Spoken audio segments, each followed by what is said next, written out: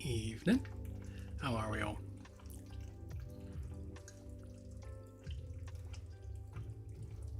Yes, I was practically on time today.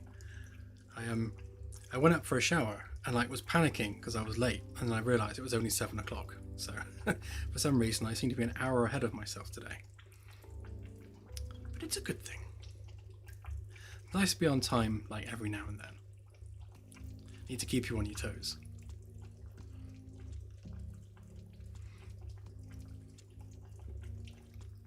So tonight we are working on science labs, continuing some of the work we did last week, but I also want to have a look at maybe some internal layout for the lab, and maybe start working on moving some bits and pieces from the probes and getting those things into the labs. That could be interesting to see whether we can get that working smoothly. But yeah, so just general stuff in and around C-Deck tonight.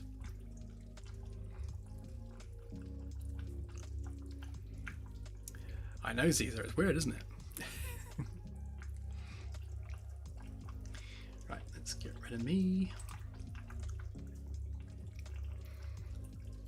So here we have C-Deck, and we need to start organizing. One of the things I was looking at was our lovely IKEA shelves that we made a few streams back, and I think I'm favouring having standardized capsules or sample containers rather than arbitrary shelf spaces, because of the whole being able to seal things properly. Where did I hide them? Here. So we've got these ones which we were going to use for things like plants and such, and I think I'll do a kind of a rounded square version of these as well for different types of things. So either we'll have circular ones which we'll probably use for the likes of botany and maybe oceanography, because you can just imagine one of those, as a fish tank, and then we'll do the same physical scaling but squareized. Is there a word for a square circle? Like a square with circular edges? A rounded square. Yeah, and we'll use that for things like I don't know actually, maybe biology. So we've got slightly more room within them. Obviously you get more internal volume if it's more of a cuboid. And then geology, maybe, have the square ones as well. But we'll mix it up a bit.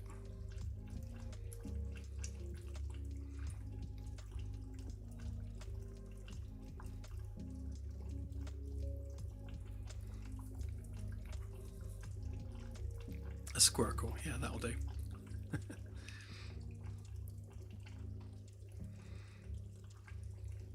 Yeah, well, something I wanted to do is get all of these units looking more like these ones. So rather than having separate circular sections, I kind of liked the idea of joining it up into one physical unit with just cubbies that you can put things in. And then we'll have those actually locked in place.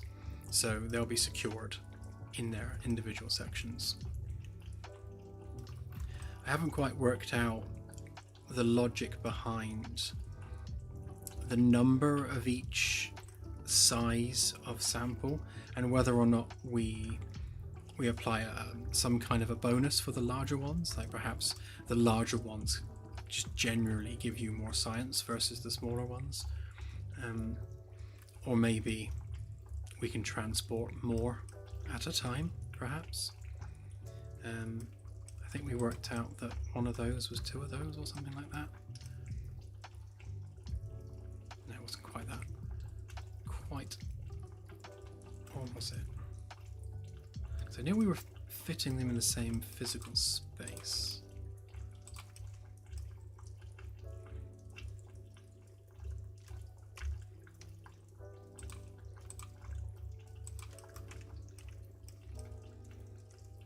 So we're using a bigger gap between them. How do they fit them in?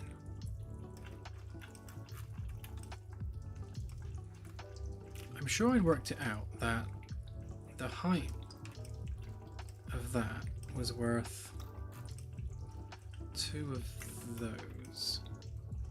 Oh, it's because I was doing it in 3s, of course. Of course. I was just wondering whether, given the size of the probe, we do it such that we can fit 1 big one, 2 medium, or 3 small within the physical volume of the probe.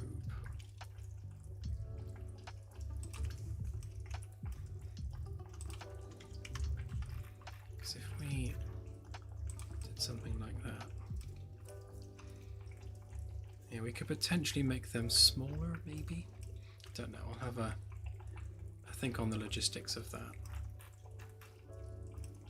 I'm just trying to find some logic behind having multiple different sample sizes, or do we just say there's only 1 sample size container and not have different types of container size? I mean, logically, the only reason I was using different sample container sizes was for different size plants. But there's no reason why you couldn't put a little plant in a big container. But we'll see. We'll see how that comes out in the wash as we go through stuff.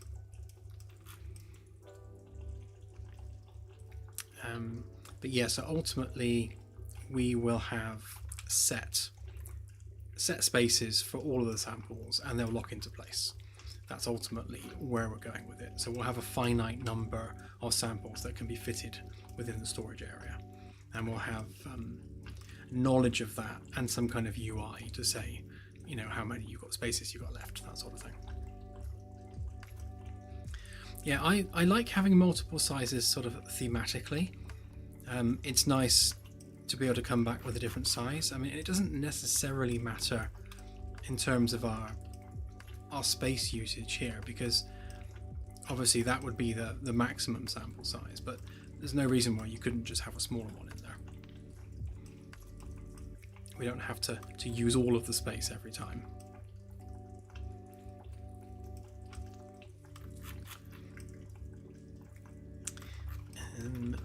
Yes, so the other thing I want to do is kind of set in stone what labs are going where, and during mine and Claire's usual shower talk that we have, which again does seem to be our business meeting time, is when we're in the shower. I was talking about needing, above and beyond material science, we also need some way of analysing alien tech. So obviously the material science lab is for working out alien alloys and what the physical components are in terms of their chemical makeup, but we don't have a lab for reviewing what a device actually is. You know, there's this alien piece of technology, might not be obvious as to what its function is, so we kind of need a lab that can drill down into that and work out, you know, what is this thing. Claire suggested really that should be engineering, and I'm kind of inclined to agree to a point, but I'm wondering whether or not we have a dedicated lab for that.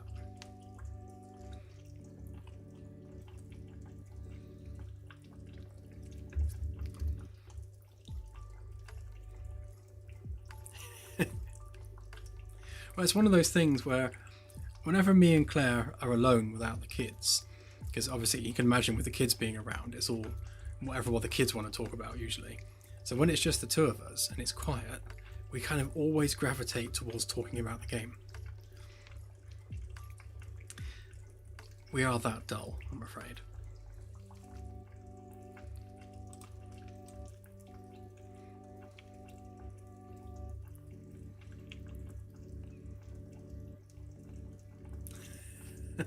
Yeah, we'll have to convert the bathroom to a wet room and get all the staff in there. We just have like a big company shower that the whole company can fit into. Ah, thank you, Delta.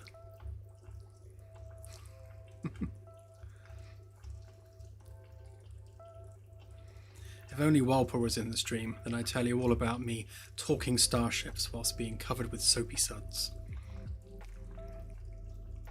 No, don't picture that.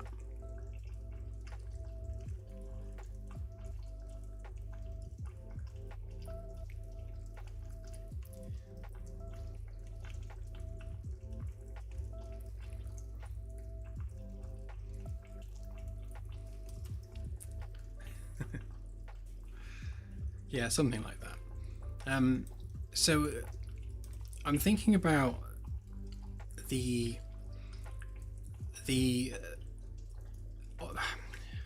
how's the best way of putting this?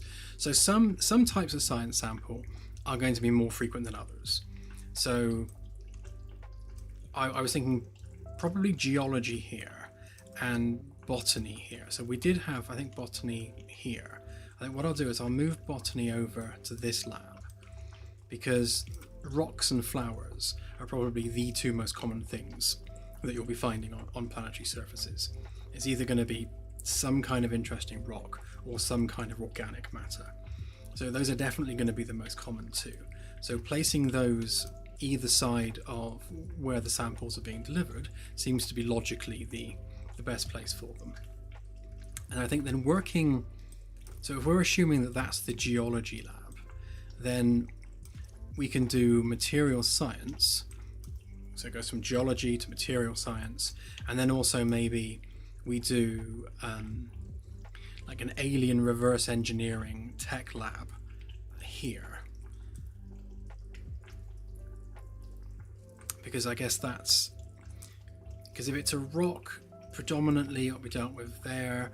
If there's some kind of unique metal, then that could perhaps then go over to the material science lab to see whether or not that's actually practically useful for something.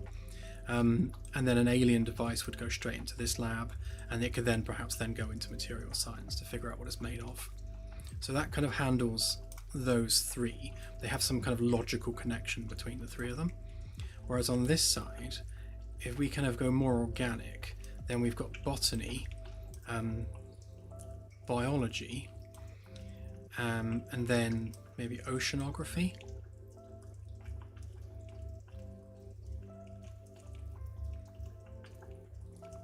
Get the biolabs on this side, and then we'll work out whether or not oceanography is more common than biology, which it probably would be, in which case I might swap those two round. So we'll maybe make this one the oceanography lab, because again, that's probably, you're probably sending things down to water planets more often than you're actually going down to look at actual life running around on the surface. I imagine that will be more rare, especially when you have things like moons with subsurface oceans and that sort of thing. There will be a lot more common than a planet with water and life on it. Which just leaves these two labs at the back, which we need to find space for. So yeah, so there's chemistry, and I guess we'll put that one on the other side. I remember we did have a spare lab or two, so we can fill those in.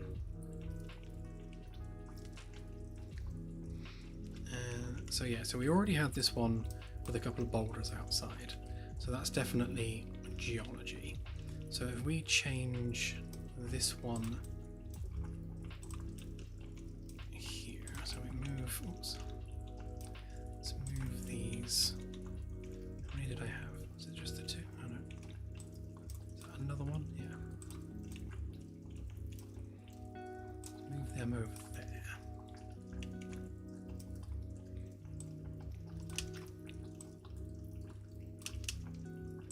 Obviously these plants are just placeholders so that I can kind of visually remind myself which lab this is. And then that one would be botany.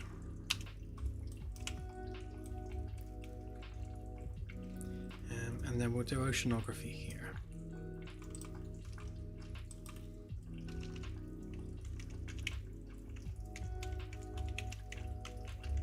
That's not how you spell oceanography.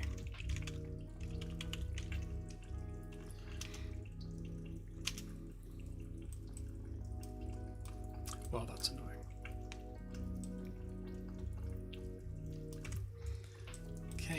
And then, yeah, and this one would be the biology lab. So let's borrow the sticker.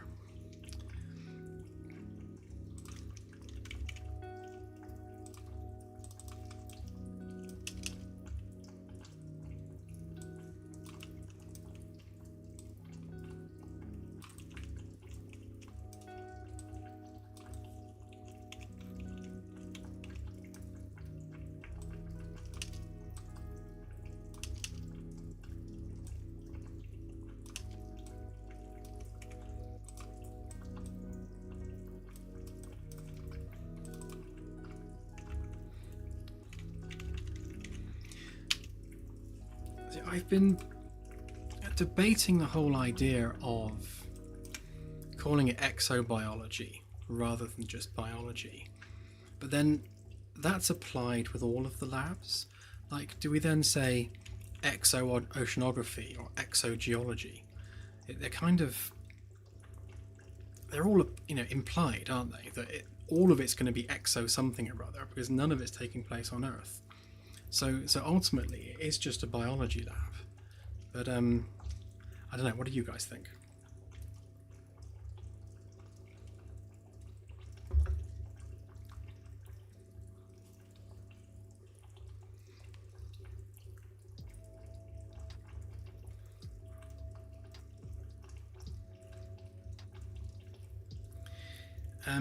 There will be one overall difficulty level.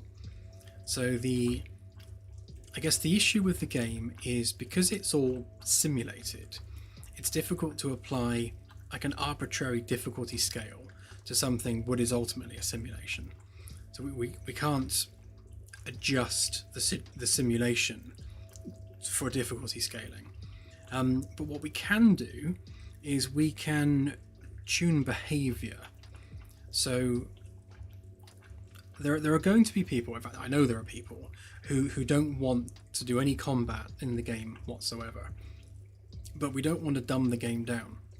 So there are going to be places in the galaxy which are dangerous. You know, my kind of famous example that I always use is, you know, if you go to Zahadum, you'll die. You know, the whole famous Babylon 5 quote. I want places like that in the galaxy. If you go there, you're going to die.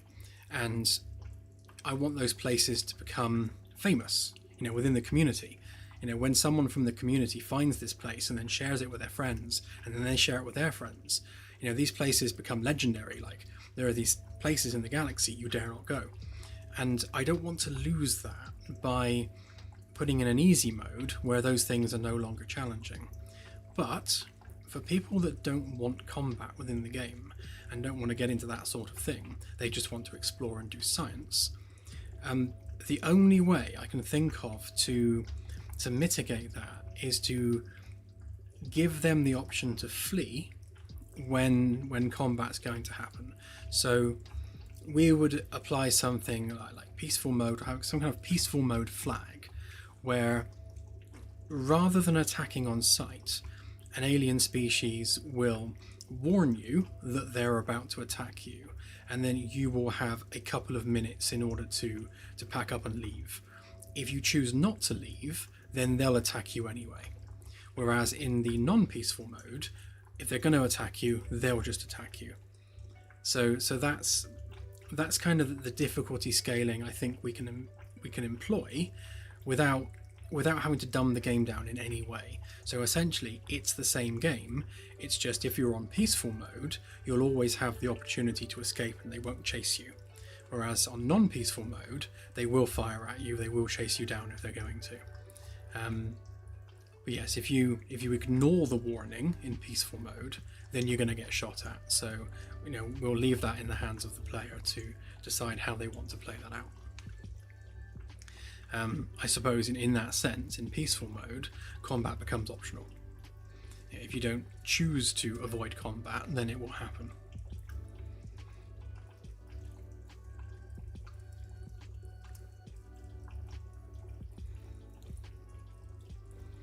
Yeah, when it comes to handling death within the game, It's kind of cruel, but the idea is that the player has 200 lives, and that is basically one life for each crew member, or each NPC crew member. So if you as the player die, like on an away mission or something, then you are basically lost. And, or rather, to put it another way, you replace an NPC.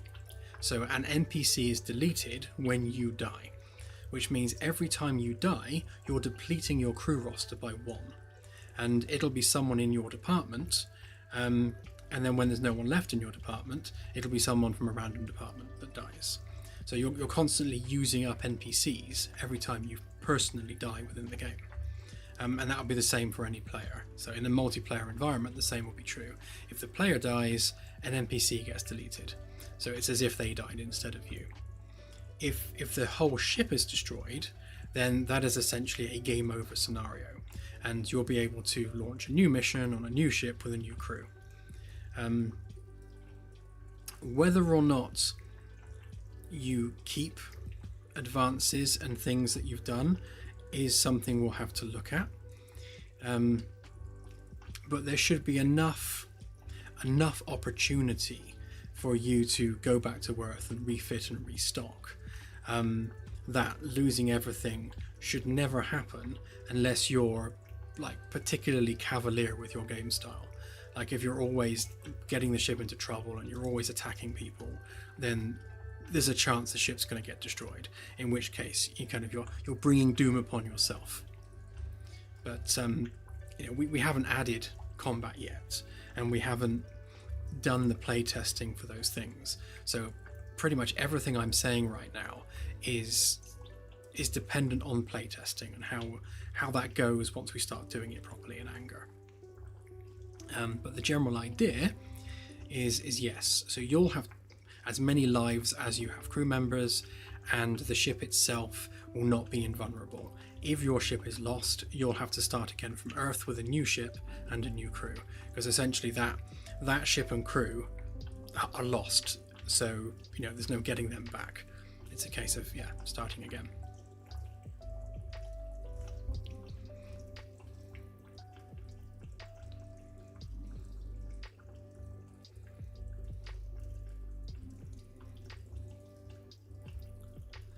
Yeah. If you die, the game's deleted off your hard drive. Okay,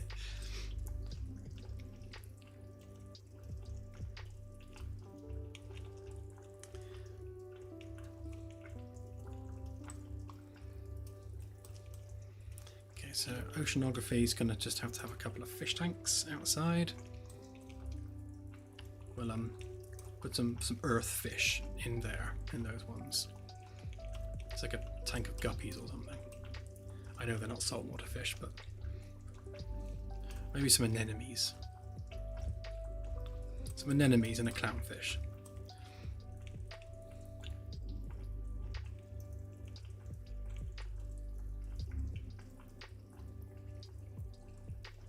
Yeah. Hardcore plus.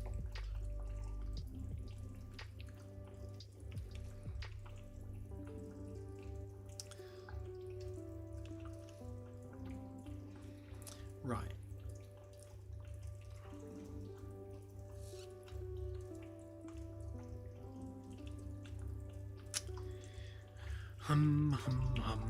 Just wondering the best order to do things in here. So something we haven't done yet is we haven't done a deep dive on exactly what pieces of equipment will be needed on a per lab basis. Obviously each lab is going to require different pieces of science equipment, and we want that to be as plausibly realistic as possible. So we don't want random or duplicated equipment. We want it to be science discipline specific and accurate within reason, so within terms of gameplay. There's always this balance between realism and gameplay, and if the realism makes the gameplay not fun, then we have to dial back the realism just to keep the game fun, because we don't want it to become a chore. But yes, as realistic as possible. I think the first piece of equipment that each lab's going to need to have, and we will have this the same per lab, is the sample contamination check system. So again, where did I hide them? Over here. No, they're not even in this engine. They're here. Yes, so these are fully sealed sample containers, and you'll need to run a basic scan of the container and its contents to look for anything that is obviously a danger to the crew. If that check passes, then the container can be opened and the thing can be removed. So we will have a piece of equipment that performs that role, and that'll be the first thing that's always done with every single sample container, regardless of what it is. And we'll probably have that kind of adjacent to the storeroom. Seemed the logical place to put that. And then aside from that, we will have, I guess, a row of machines and pieces of equipment where you, I guess, go down the factory chain from piece of equipment to piece of equipment, fully sciencing out everything that's required of a sample. And then we'll have, per science discipline, maybe a list of tick boxes that need to be ticked off. So you have to run it through this machine, and this machine, and this machine, and it will basically just tick off, okay, you've done that, you've done that, you've done that. And when you've ticked off all the boxes, that object has been fully scienced. And then if a sample requires 2 different departments, then you'll have a duplicate list, one for each department. And it won't be fully scienced until you've fully ticked off everything. And then we can also use that set of booleans for deciding where things need to go next. So we can use it for NPC stuff too, keeping it nice and simple. So yeah, contamination check would be a generic thing that you can do in any lab.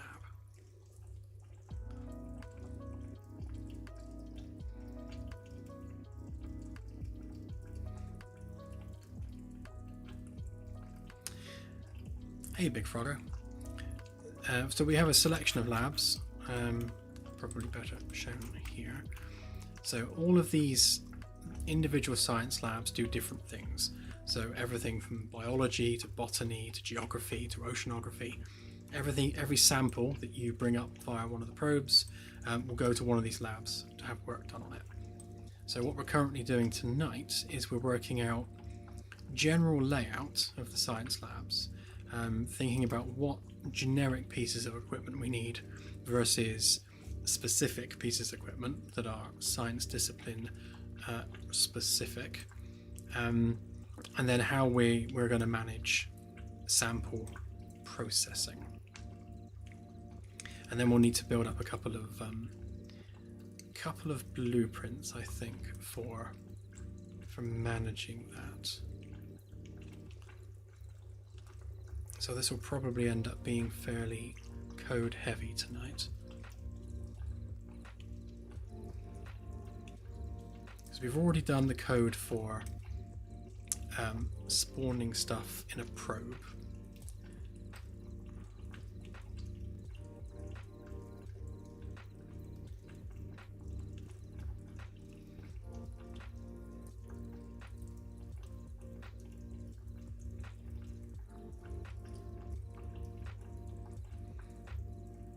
Actually, I might go ahead and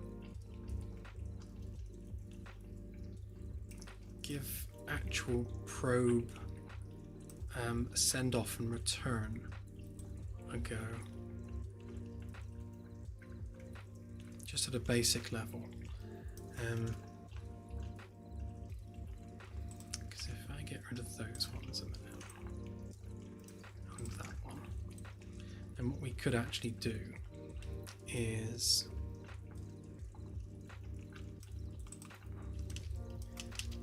we could simulate that flying off and then coming back with something.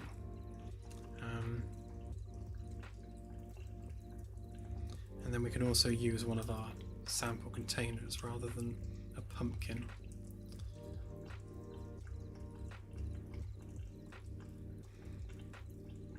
Yeah, let's do that. And then we'll have a look at where we're dumping that. I might make just a generic dumping pad for now rather than shelves. And then we'll see whether or not we can start getting those things stored and then processed and then restored after they've been deemed safe. Because we're going to need a sample class, and we're going to need the ability to remove the object from the container. To be able to use it as just something you can put on a shelf once you're done with it. Yeah, and then we need those science things ticked off as well. Right, okay.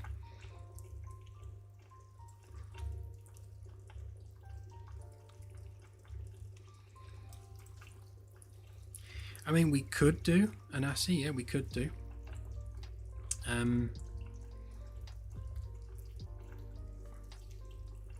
I'll have a think on that. I mean, yes, there could definitely be that single piece of equipment could exist in the probe facility, rather than one per lab. So we're not actually taking things into the labs until they've been checked, and then that does kind of create like a physical firewall of sorts in the probe room. So anything that comes back and is deemed to be contaminated isn't going beyond these doors.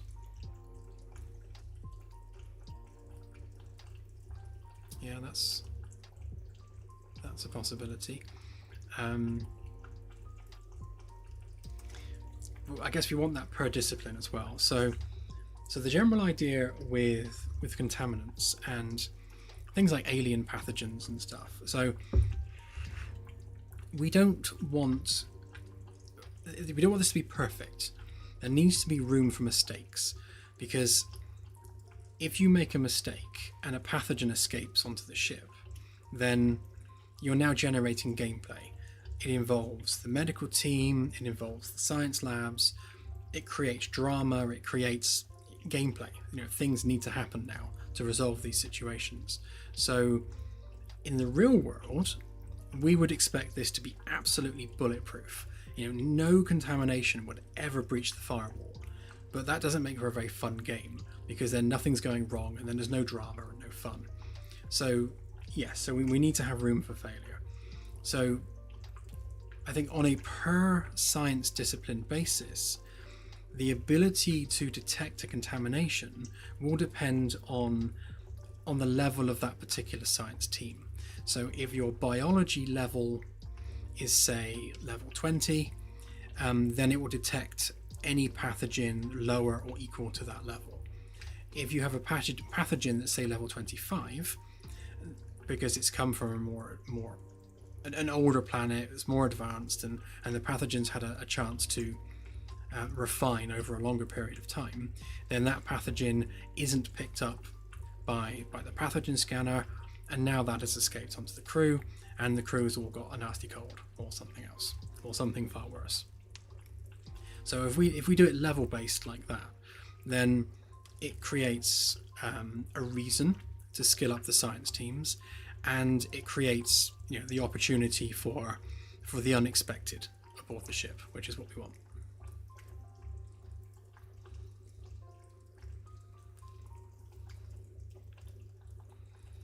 And yeah, we can definitely roll the dice on whether or not something has been found or not. It could have, say, a 90% success rate. So, you know, 1 in every 10 might be missed.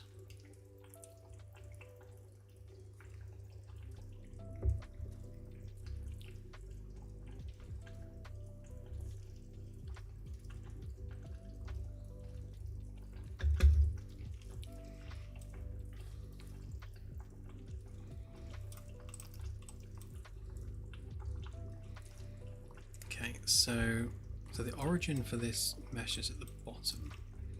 I'm going to try and create a spline based path that we can shoot this thing off with, so it can just fire off into space and then disappear.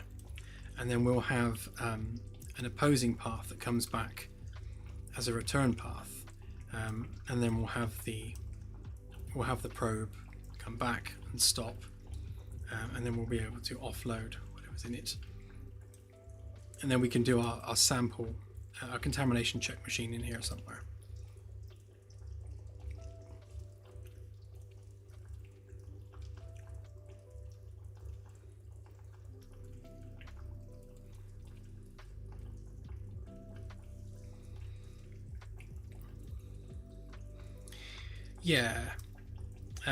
So I guess prior contact with a pathogen, absolutely, means you know what it is, you know what it looks like.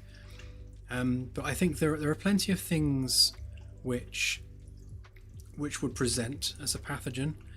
So you'd see some kind of bacteria or something on an object, say on a rock, for example, which sets off alarm bells. It has a structure and a behavior that looks like a pathogen, that looked like it could be harmful.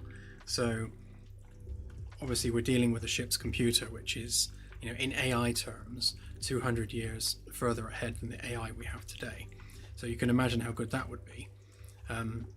Realistically, we wouldn't even need people on this ship. The AI would be more than capable of doing the whole thing itself. But, in order to create story and give a game, we do need to have humans do something aboard the ship. But yeah, that ship's AI would be able to perform analysis on these things and say, hey, that thing looks bad. But yeah.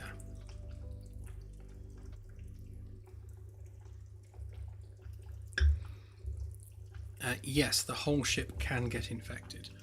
So going back to the whole segmented ship layout, and the whole reason we redid this to make it all segmented is each segment of every corridor and room will have a state file associated with it, and that state file will contain things like air quality, atmospheric pressure, temperature, whether or not it's on fire, and whether or not there is a pathogen, like an airborne pathogen, present in that area of the corridor. And then if this part of the corridor here has a pathogen, then on a random timer, that pathogen will then spread to this corridor here, and then it will spread to these two squares either side, and then after a random period of time, that pathogen is then spreading all the way down the corridor and slowly spreading throughout the ship. And there will be a propagation message that fires from segment to segment containing all of that information in one payload. So there will be a payload packet that has things like temperature, air pressure, etc., so that transmitting a pathogen through the ship is no different than transmitting, say, a loss of atmosphere. So if there's a hull breach or something, then obviously that first, say here, say there was a hull breach here, then that segment would register 0 atmosphere. So then that would register 0, and so would that, and that, as it propagates through the ship. So we can use that propagation from cube to cube to transmit anything throughout the ship. So yes, so whatever it is will spread. And if it's a non-airborne pathogen, then we will have that. So every time an NPC interacts with another NPC, then they will then infect that NPC.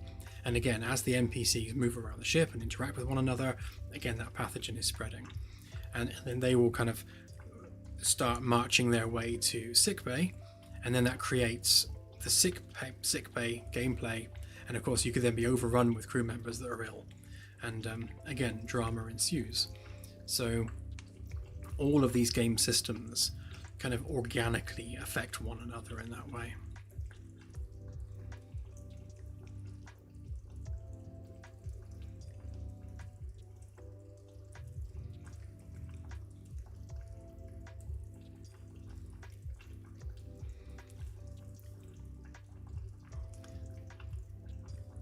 Yeah, sickbay, it's going to be a later in the year thing.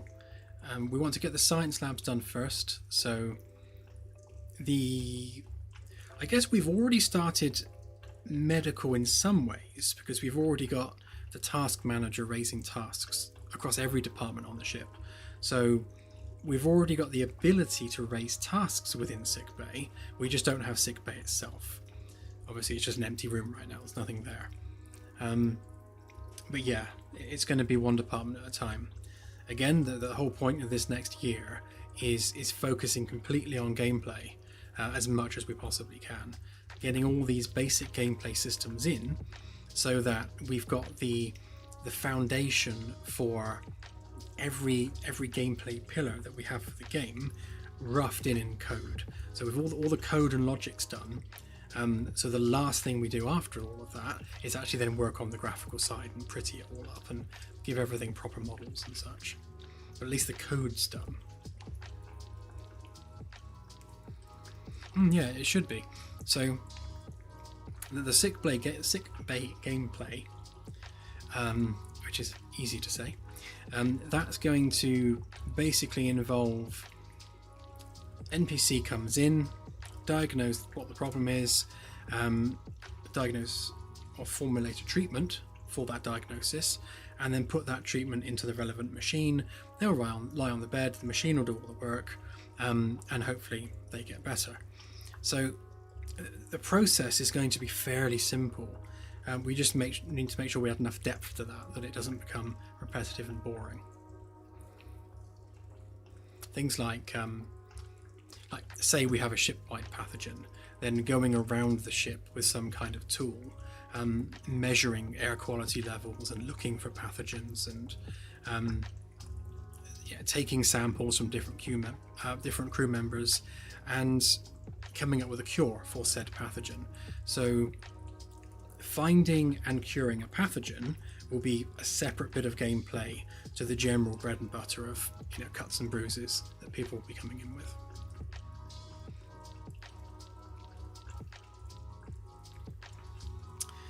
Yes.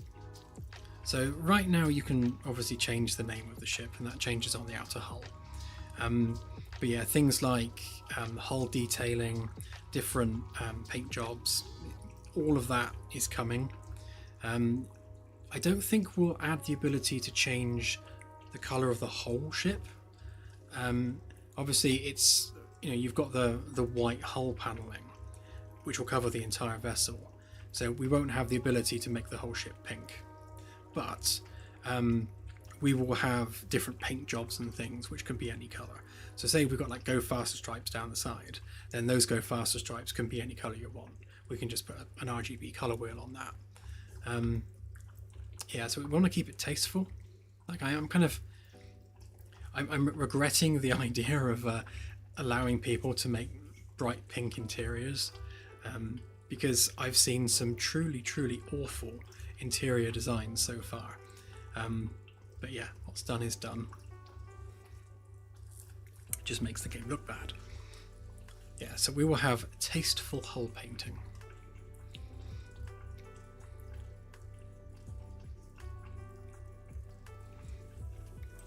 Right.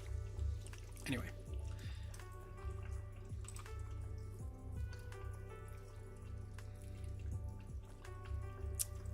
Did we make a probe folder? Yes, we did. Right, so we want a landing and return pad. So let's go ahead and just make that. A shuttle. It's not a shuttle, is it? It's a probe. Call it a probe path.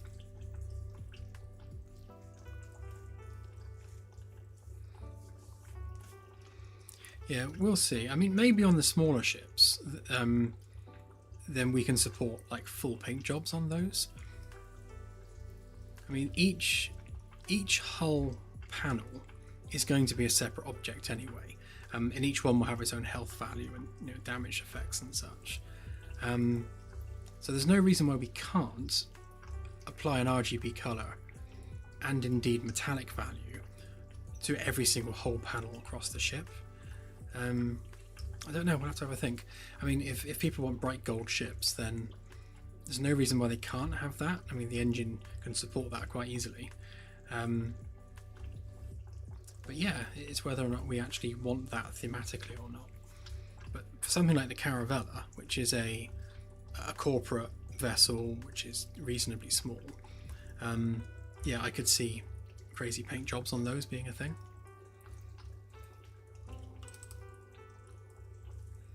We'll see what happens as we get to it.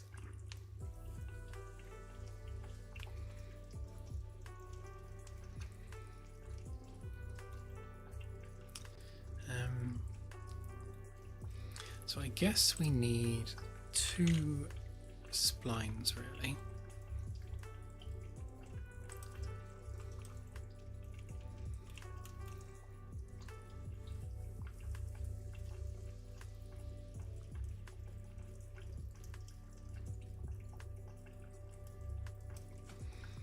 The problem with something that you leave,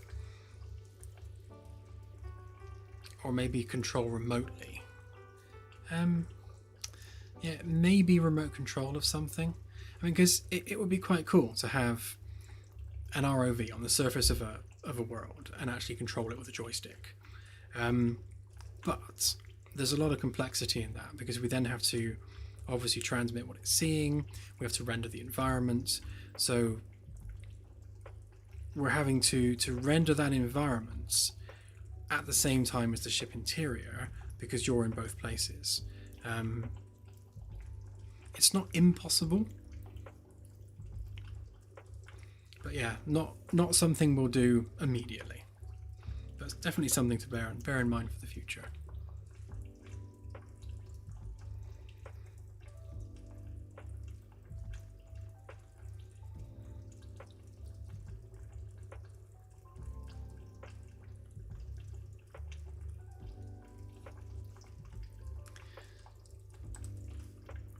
So in order to make sense of what we're doing here, I think what we'll do is, if we have a simple square,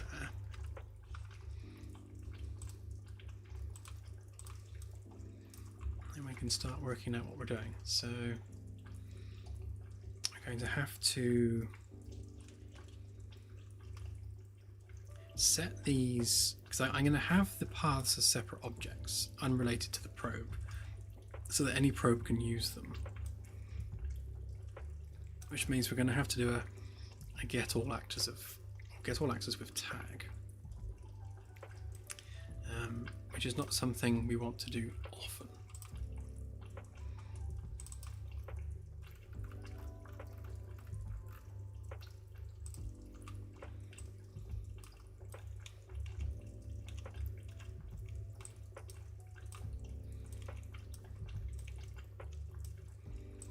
So we have something like that, which obviously has a spline. And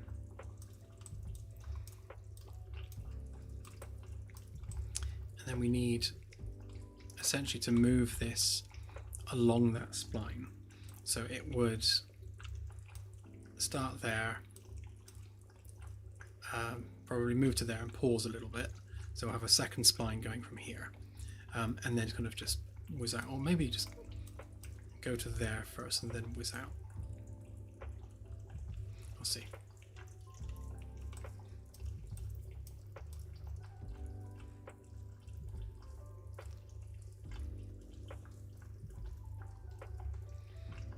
Or we can always store a reference to it somewhere.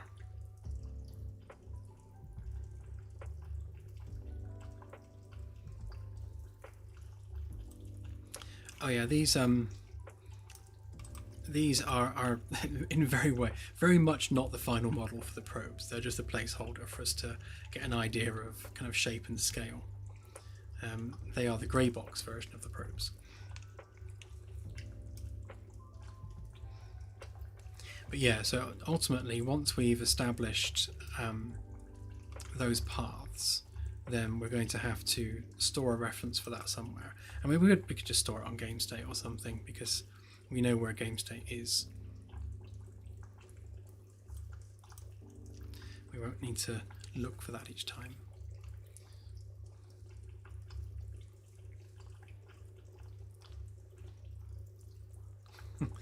Yeah, we're like Battlestar Galactica.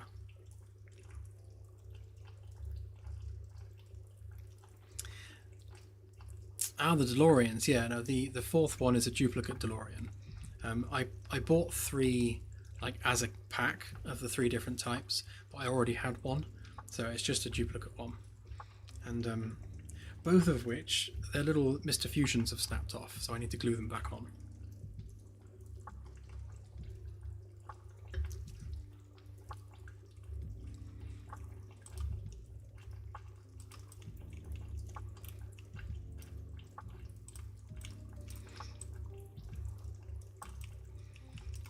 Okay, so what we're going to do is, I guess, lerp our movement. I can't see, obviously, where that's going. Let's just make sure that is in the right place. Oh, I don't want the cube in the middle there.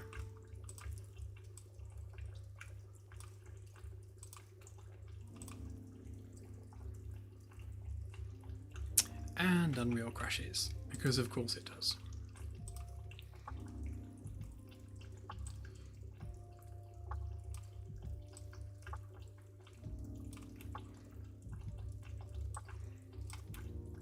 I'll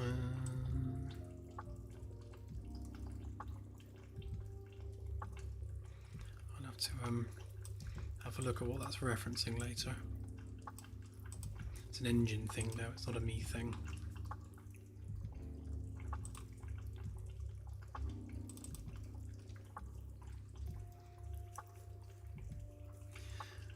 Trying to get it updated to 5.7 as soon as possible, because I think 5.7 is going to solve a bunch of problems that we have with some performance issues and general stability issues.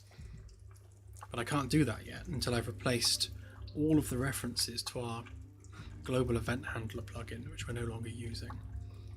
But there's a lot of references to that, so I need to pick through and find them all.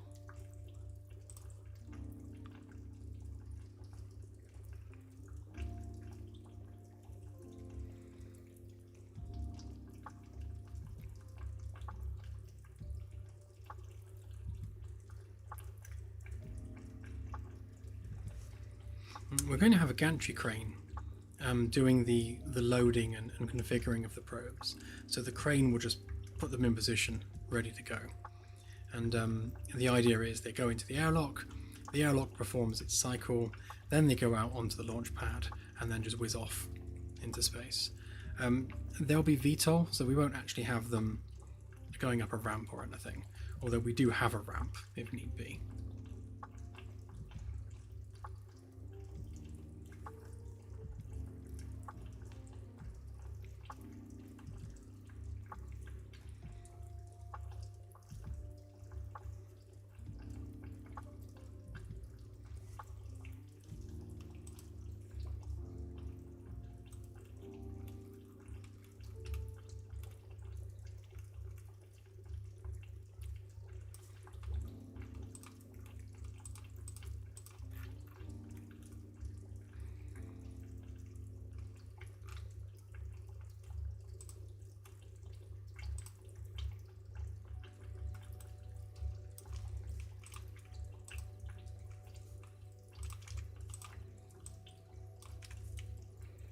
Yeah, so we've got this ramp here that technically we could use. Where is the C deck sheet? There. Yeah, so the idea is that they could just VTOL off and then head in the direction they're going in. But yeah, equally, we could actually just put a ramp there and have them shoot off that way. And then just kind of arc around in whichever direction they're going in.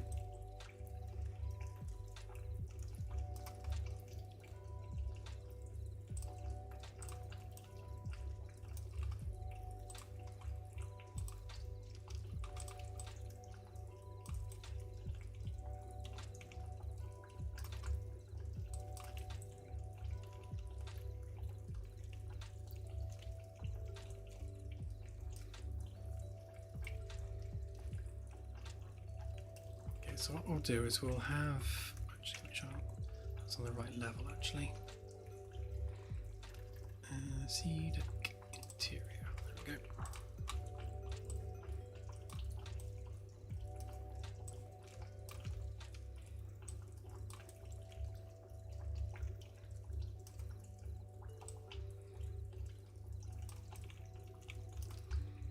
So if it starts there and ends there, because we can work our way backwards along the spline for the return journey. And again, this is just literally a test, so.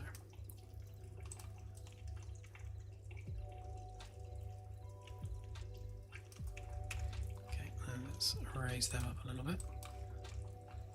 Save that in case it crashes again.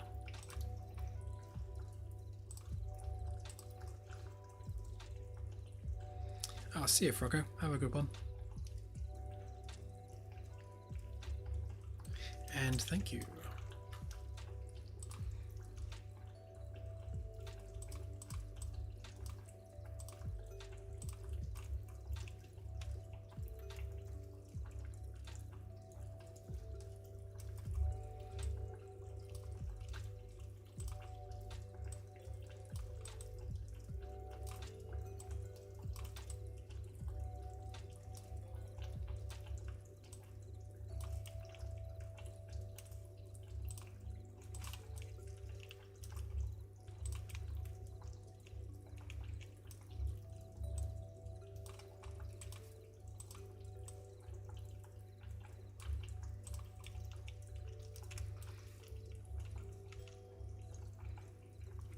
So we'll have the probe move to the starting platform first.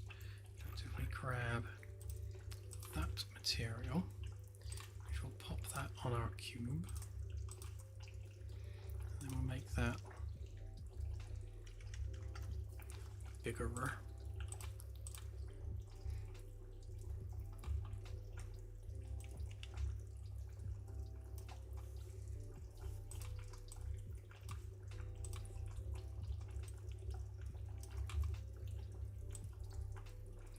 Normally I'd use two screens for this, but I'll just use the one as we are showing it on stream.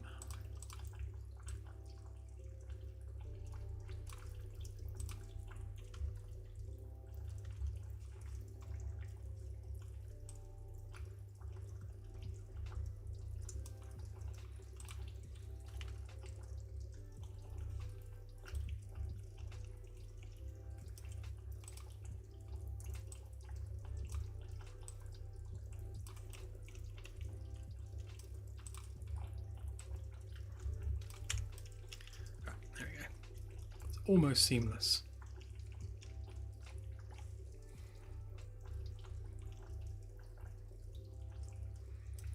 Okay, so we'll have that as our moving into position and then moving into the ship location. We can maybe have it stop halfway for a minute while it's in the respective airlock. And then what we need then is a second, so that's, if we do that spline interior, I'll have another spline which we will call whoosh, and we'll move that one to there.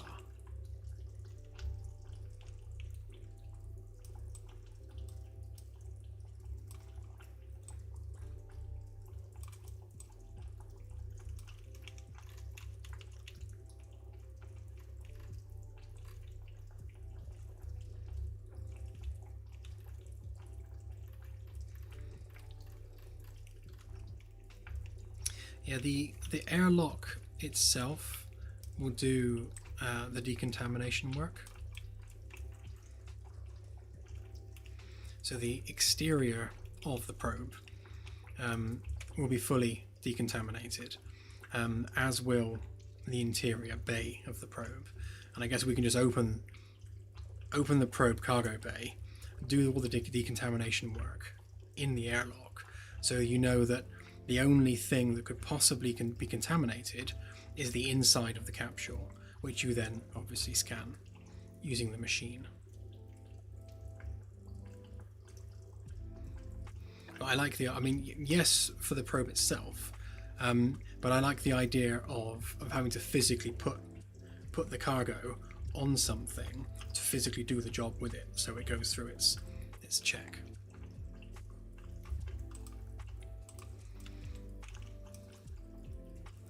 Right, so the whoosh spline, I guess we just need to get this one looking good,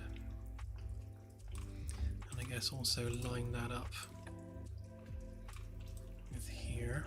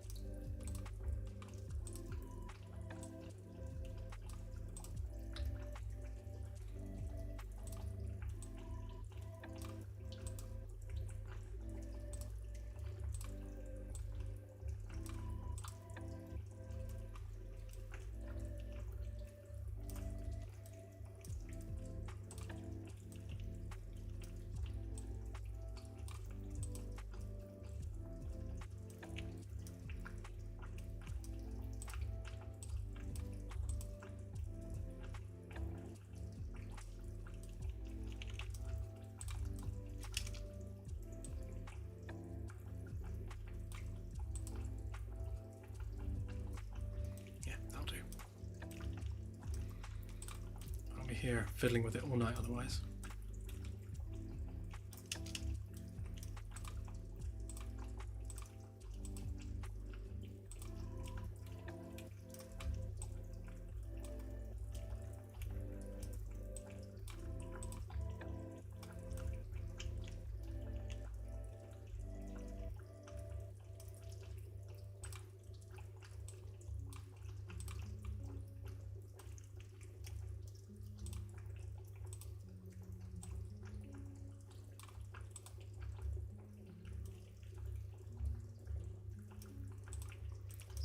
Tangents out, because that's what's causing those issues there. There we go.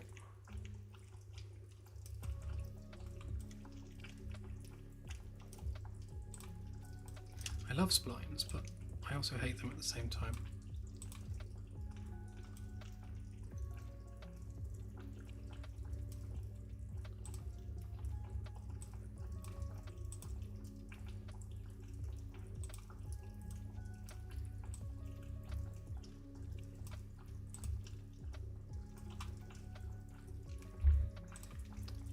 Need that one. No, it's better.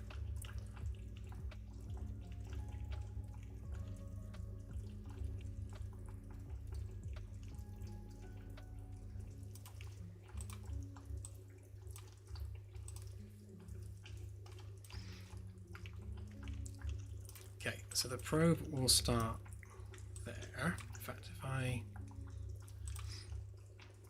grab that, just so that we're not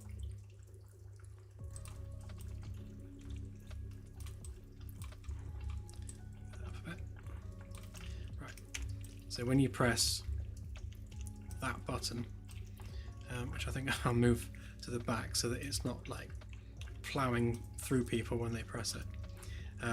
It will move forwards halfway, stop for a second, move to the launching location, and then just zoom off.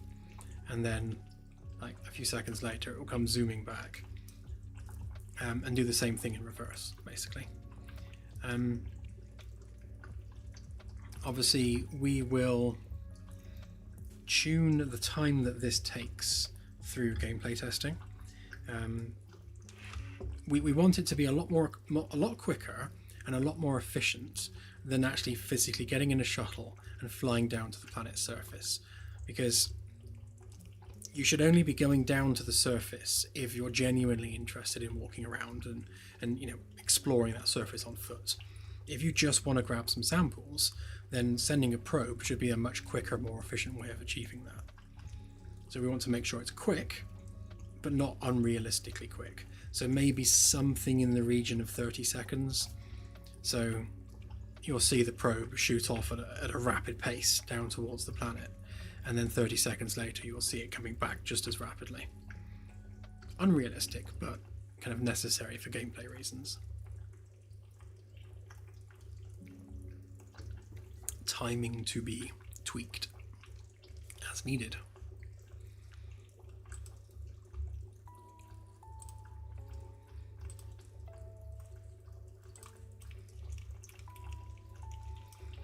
So let's grab that. Let's move that over there.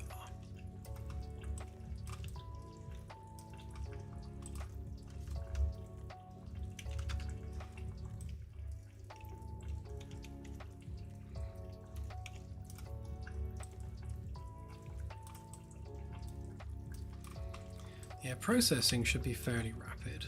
That doesn't need to be a long-winded thing.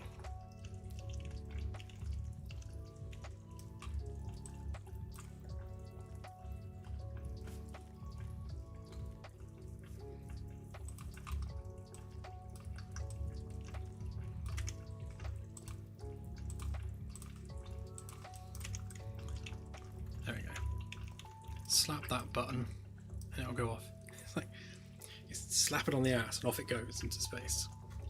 Like a bolting horse.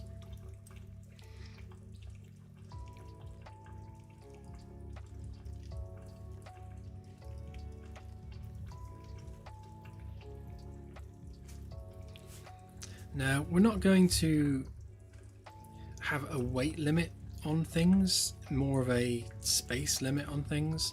So either you can pick something up or you can't. And for the most part, there's going to be inventory slots. So you'll have a belt with slots on it for things. You'll have a backpack which can hold so many things. So it's all about capacity, not weight. I truly loathe in games where you weigh yourself down with stuff and then you're just like dragging your way across the terrain. I've got it in Starfield. Like when I tested Starfield out like last month or so, I immediately overloaded myself with stuff because I'm one of those people that picks up everything. And yeah, I'm like literally just crawling around this planetary surface with a backpack full of stuff, and I hate that. So I'd much rather have an inventory space limit and not slow the player down as they're trying to get places.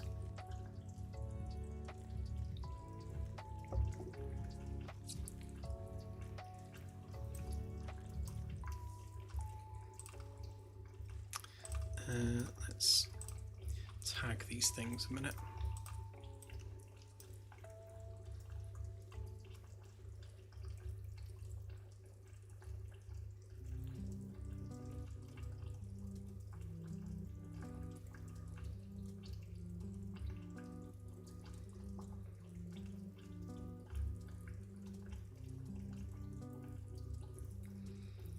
Honestly, I haven't played Starfield long enough to be able to come to a judgment as to whether or not it's classed as a good game.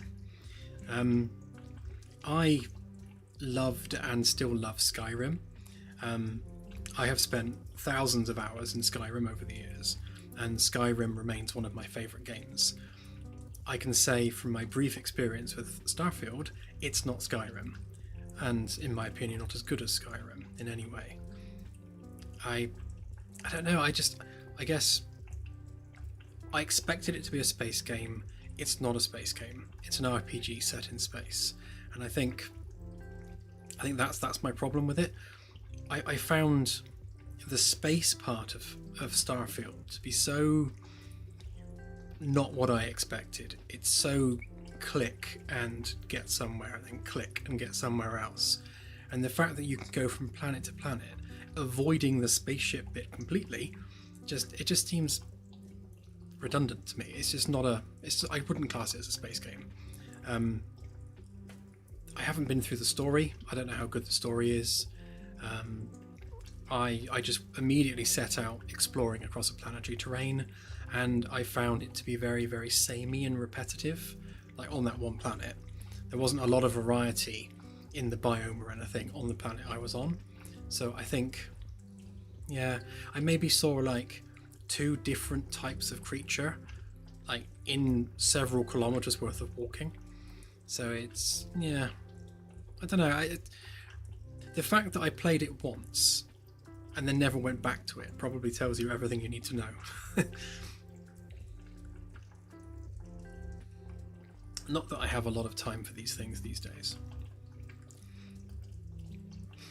The art's good though. I mean, I found myself kind of poking around my Starship and looking at all the bolts and the door frames, and I guess as a 3D artist myself, I was interested in the architecture and the design and you know, looking at all those things, and it's all really good. I mean, hats off to the art team. They did a great job.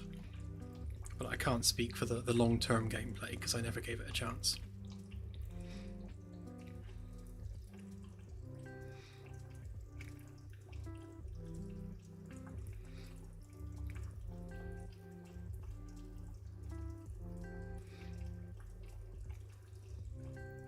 And yeah, and my god, the loading screens. Just, wow.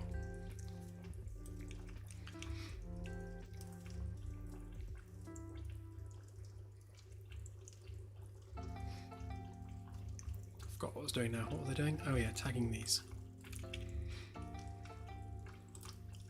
So, probe out. Probe launch. Probe land.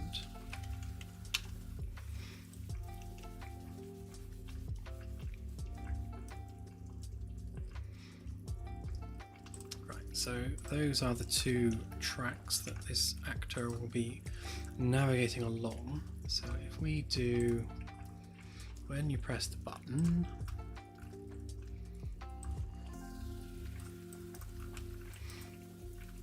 right, that's what gets fired when you press the button. So what we want to do, yeah, so it won't let you fly it if there's anything in the probe, which makes sense.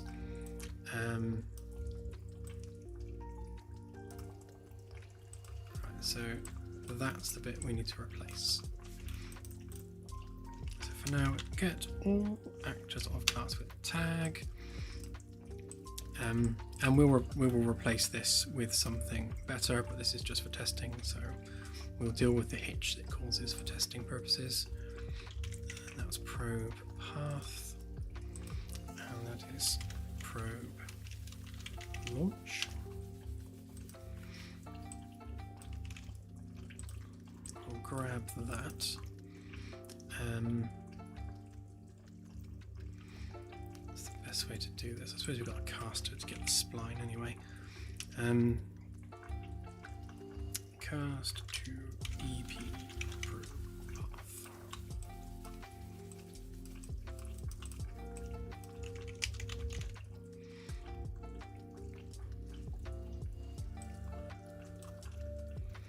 Okay, so we've got our interior spline there.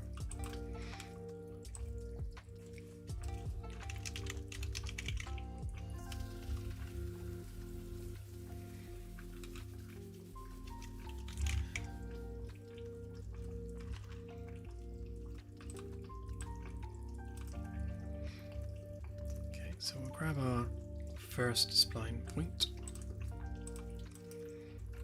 And the first thing we need to do is set our actor in that position and rotation. So set actor transform.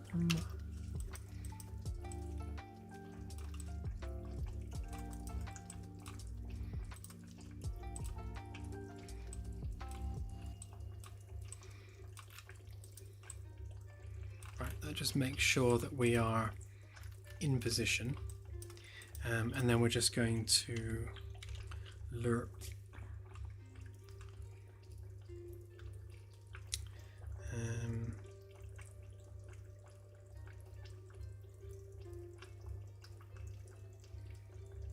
I suppose for now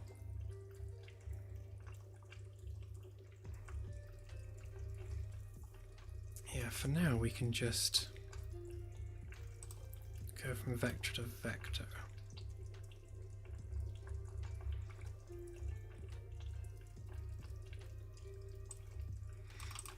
If we timeline this,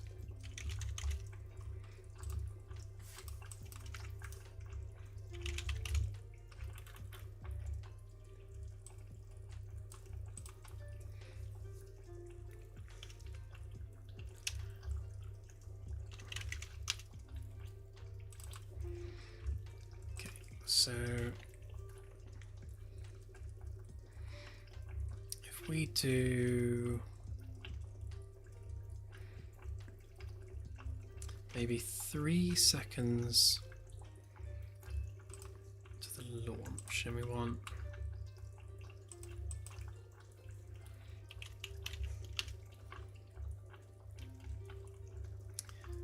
very simply,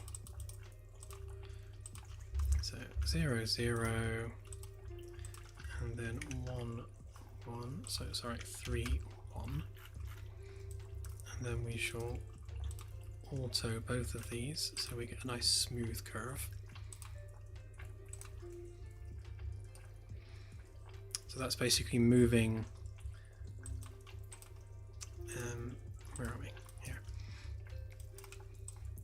So we're going to play from start, and then we're going to lerp from that location to that location.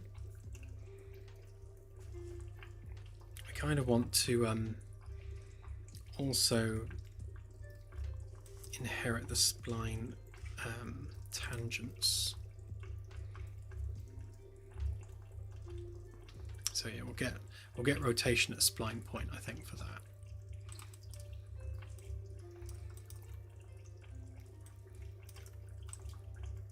That's great, don't need to cast.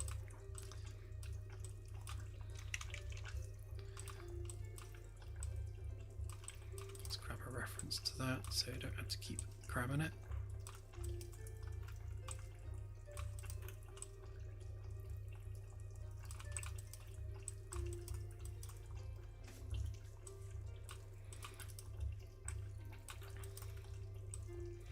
So get location at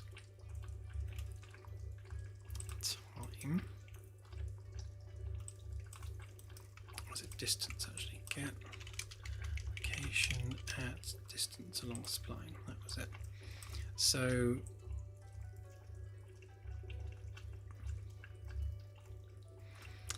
yeah, so if I recall correctly,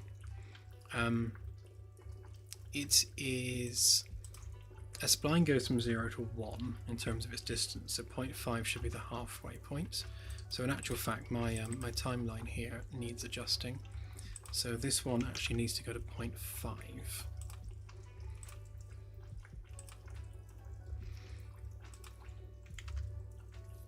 Because the alpha needs to go from 0 to 0.5 on here. So if we're using that,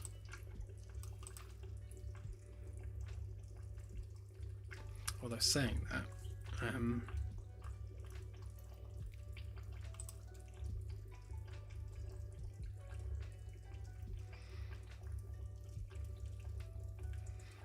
because it's only going to, because the alpha there needs to be 1, otherwise it's not going to lerp all the way. So that actually does need to be 1.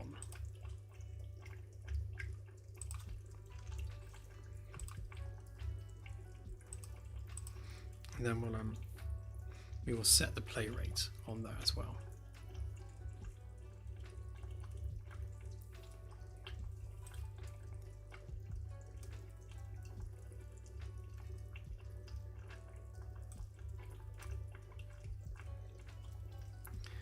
Yeah, so that means that this is just going to be end to end, which we might have to do for now. So that's going from, yeah, from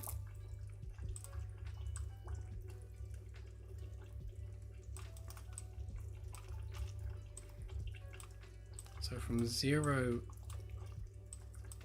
to 1. Yeah. That should take it to the end. And then we are set actor location.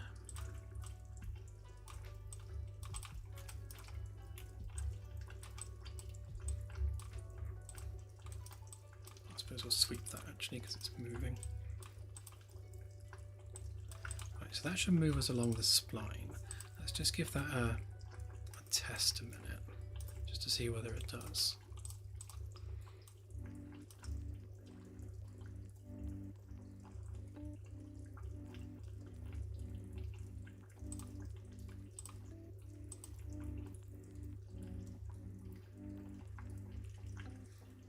It's one of my debugs.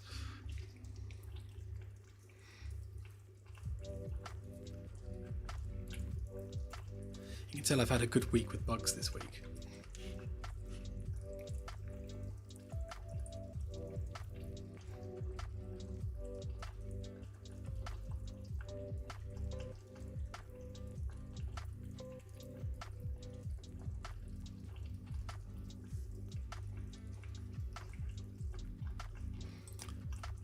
Oh yeah,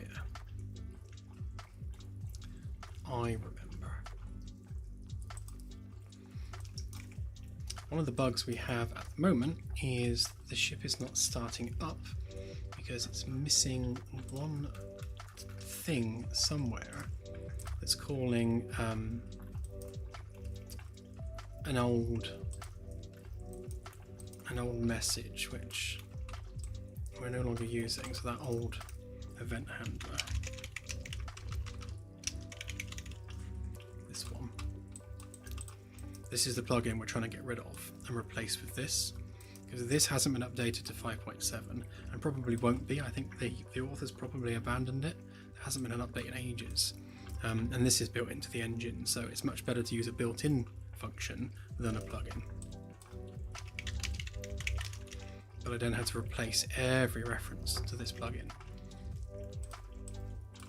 which is a bit annoying.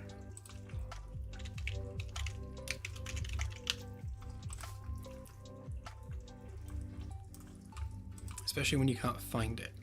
So something somewhere is still listening for this, and that's preventing the ship from starting up.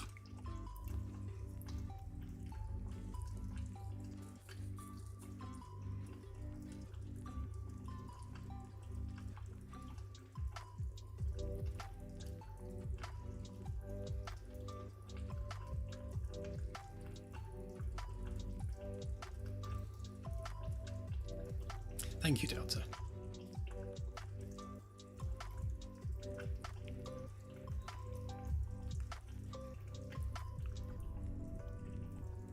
See, simply by adding that event in there, the game is now starting, albeit completely blank. Oh no, there we go.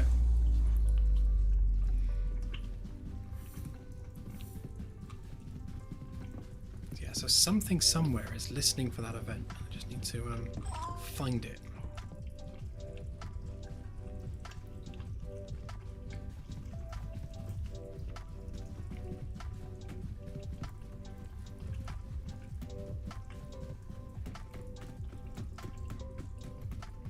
Okay, so what should happen is this should move to here, basically. Wondering whether it's not set to be movable. That would certainly cause a problem.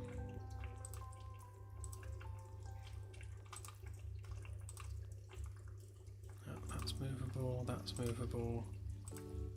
All set to movable. Alright then.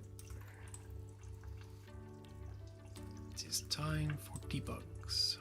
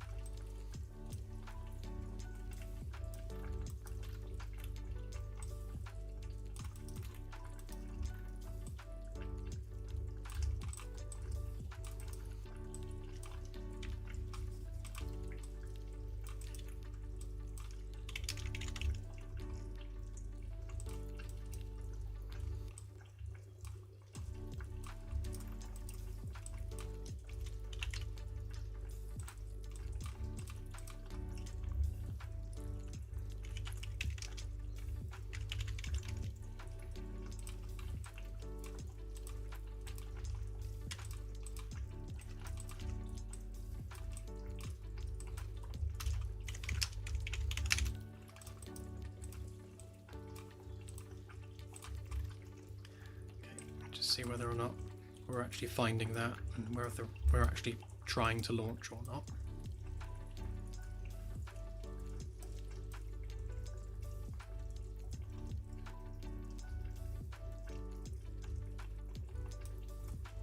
Unless this distance value is wrong, in which case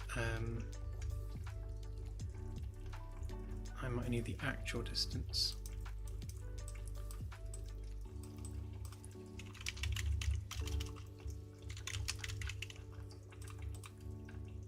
It might actually need that.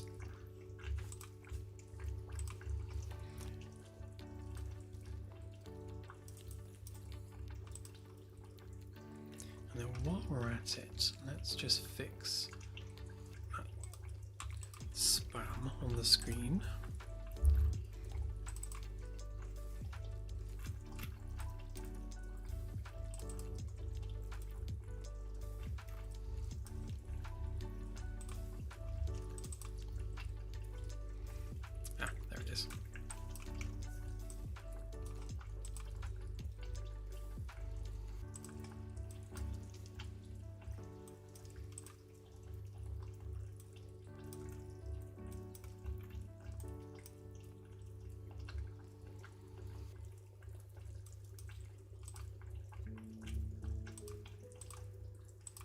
Should be better now.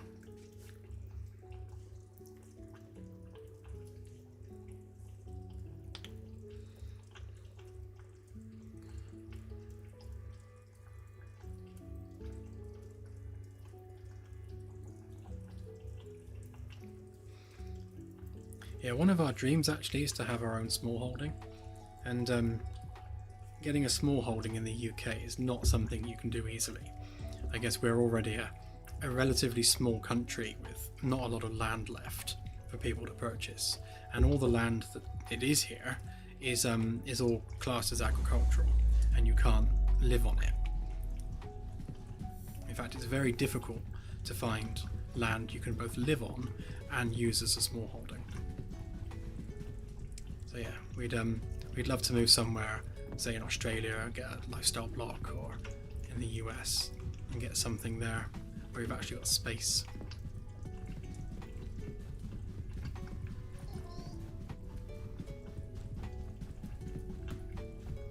The Roombas are all off doing their job.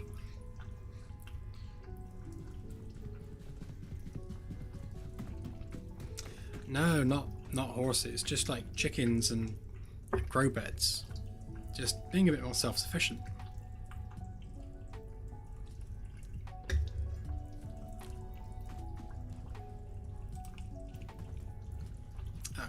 saying probe not empty. What's it? I wonder if it's detecting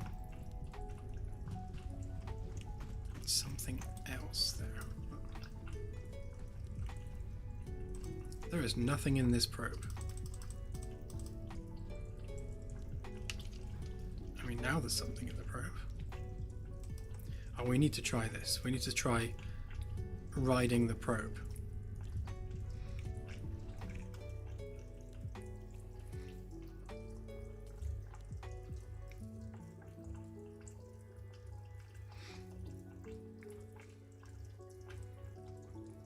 Yeah, exactly, Dave. Although we wouldn't really be able to fit a small hoarding here. I mean, we did have chickens once. We had 4 chickens, but you can't really grow enough veg to survive on in such a tiny garden. And yes, the garden is now mostly office.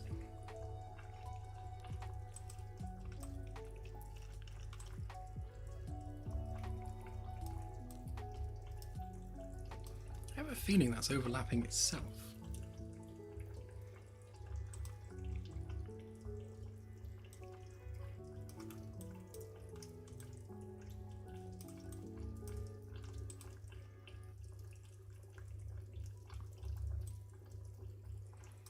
Yeah, I think it is, you know, because it's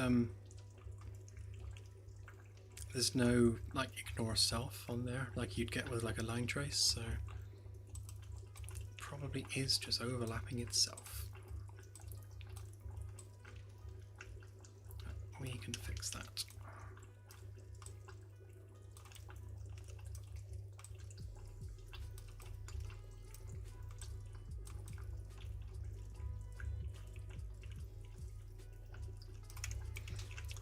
For the purposes of hilarity, we will also disable that check so that we can write it.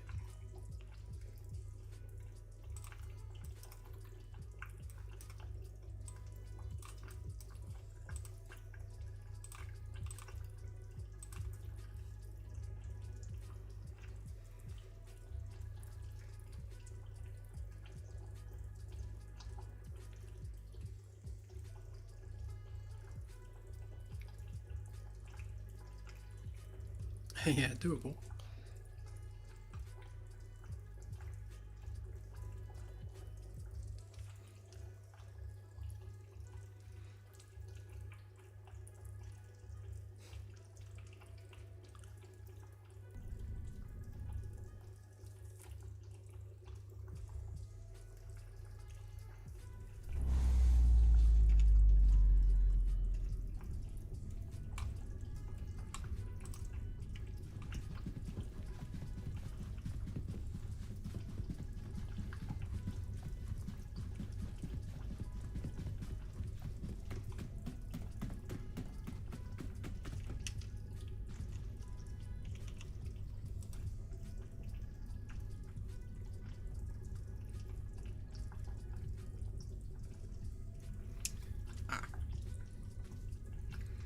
I think our probe is geometry is facing the wrong way there.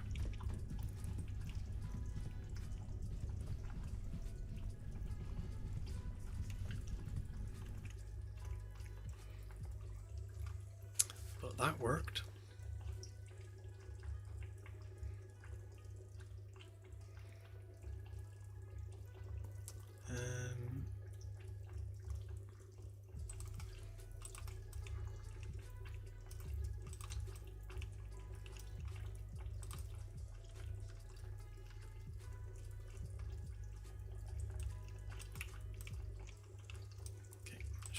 That.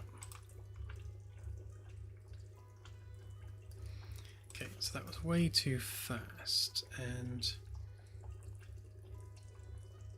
I'm sure we could change the play rate on a timeline.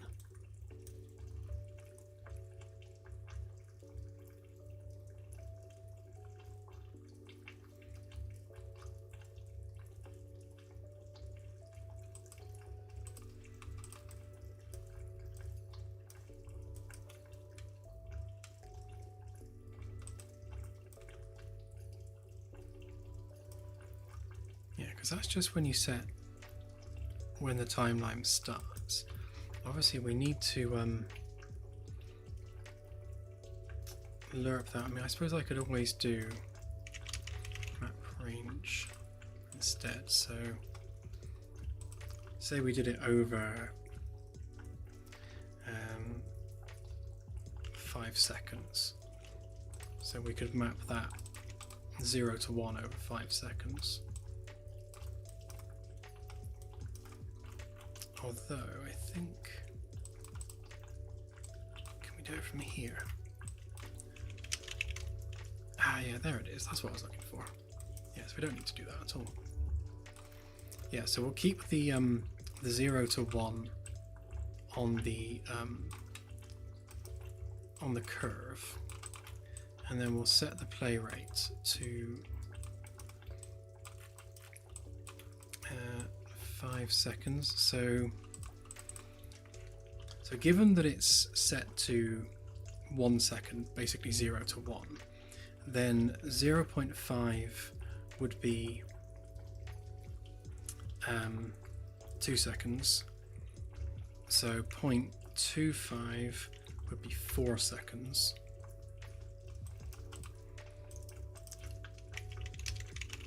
So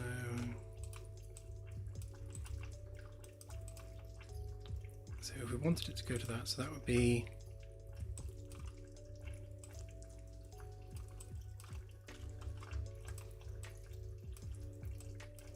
so 1 divided by 1 is 1, so 1 second. 2 divided by 1 would be 0.5. Yeah, so that's it. So whatever time we want the timeline to take, we do 1 divided by that time, and then that's the play rate. So if we want it to take 5 seconds, we set 5 there, divide 1 by 5, and then we're doing 0 to 1 on here, so we know that that's always going to be 5 seconds. So what we can actually do then is we can do that times 0.5. That will move us halfway along the spline.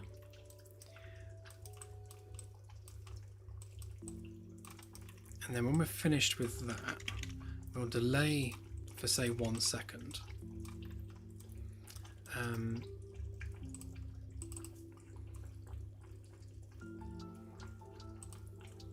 Is that renamable? Yeah. So timeline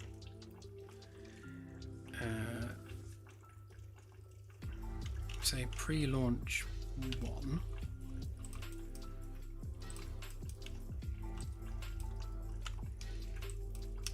Do pre-launch 2, because what we'll do is play from start, and we'll do the same thing as this, except we're going to start off halfway along the spline, and we're going to end the full length of the spline. So basically what we're doing is we're just continuing the journey. Okay, and then when we're finished with that, we'll do another delay, maybe for another second, and then we'll get the other spline. So we'll need to do that.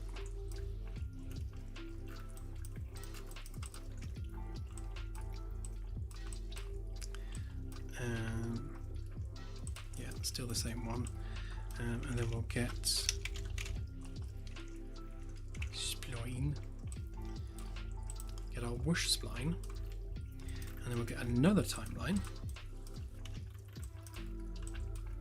So these start and end in the same place. So this one would be timeline launch. Yeah, keep the same 0 to 1.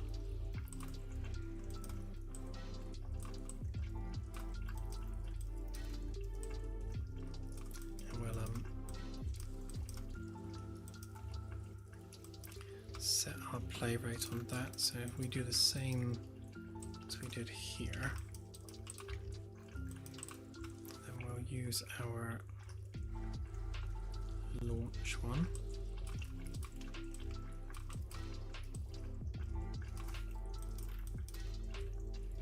So our pre-launch 1 and pre-launch 2, they can both share the same 3 seconds. And then this one, say 5.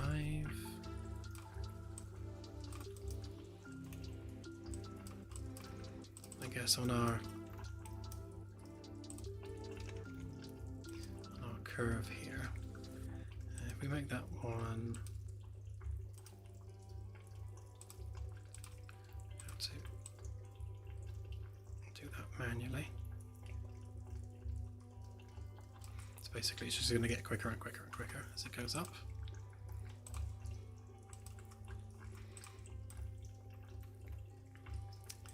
Okay, and then we'll do that.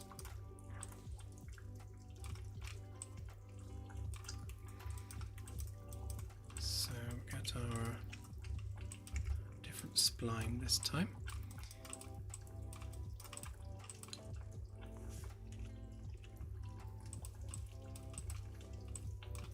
Get spline length the.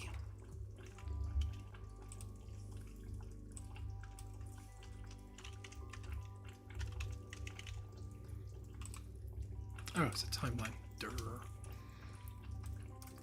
Forgot to promote that to a variable.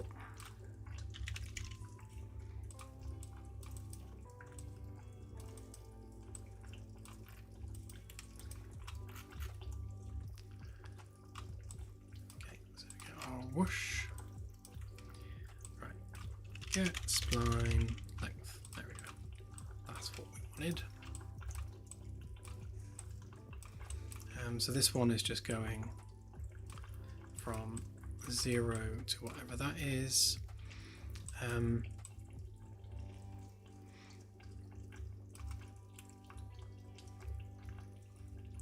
So the only difference here actually is we need to set actor transform.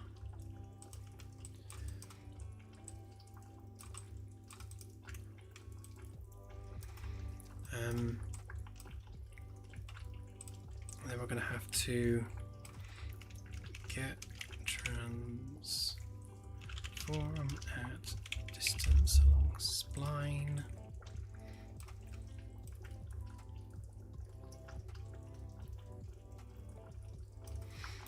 What I could do actually,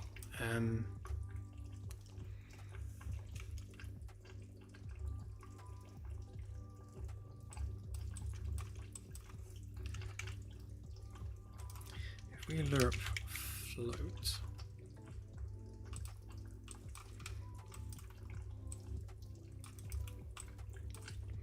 okay, then basically we're lerping our spline length, and then what we can do is we can get our transform at that point, and just use that instead, which to be honest we can do here too, just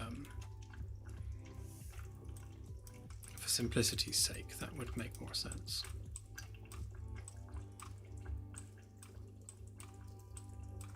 So that would be our outward journey, and then we would need to basically, when that has finished,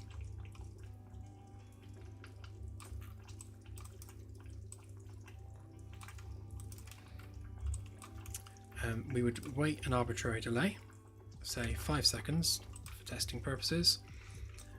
So we'd hide it, wait 5 seconds, and then what we would do is we would then move the probe to the other spline, the inbound spline, and do the same as this but backwards, so it kind of zooms in and lands. But let's just see whether it takes off first.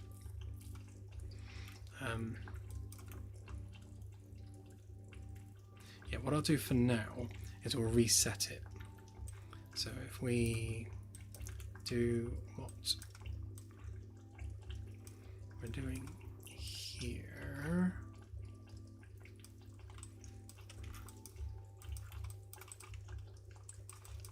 so actually we'll skip, no we won't, we'll have it disappear, and then we will have it not disappear.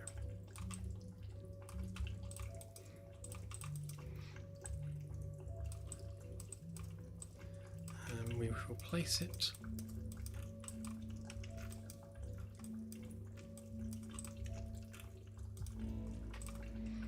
So get transform at distance along spline.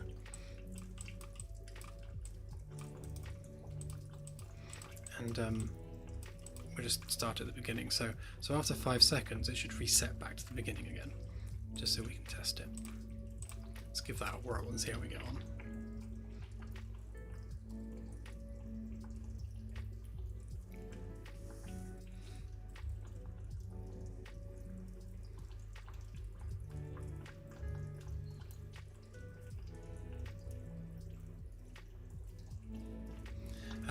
Yes, it can ease in and out. That's done as part of the graph. So you can move those points around and change the shape of the movement. So it should ease in and out as it's moving to the airlock. I really need to change those shortcuts for the debug views, because every time I press Alt 3 it messes it up.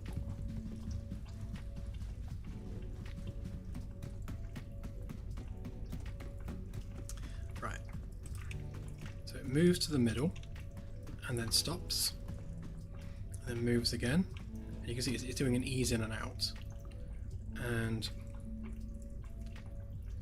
then it explodes. So it should come back after 5 seconds. Okay. First we move. Oh, we're not resetting the thingy. Right, okay, that's fine. Just wait and see, Frustus. It will look good when it's done.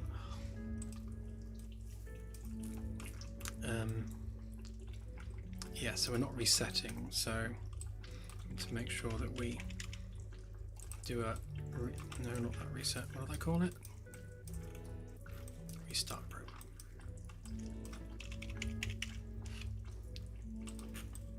Was it reset probe? Reset probe.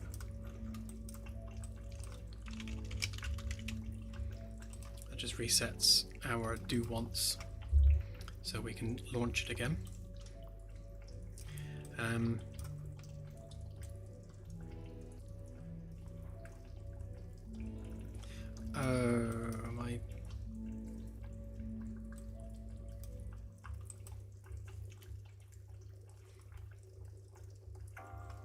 Oh no, that is the right one. Hang on, let's so we know that works, so we don't need this. So we've got our interior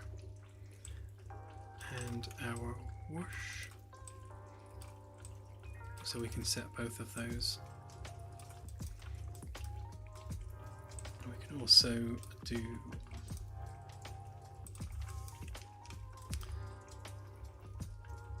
keep this separate, make it clean. Get transform at distance along spline. And we'll just pop that to there.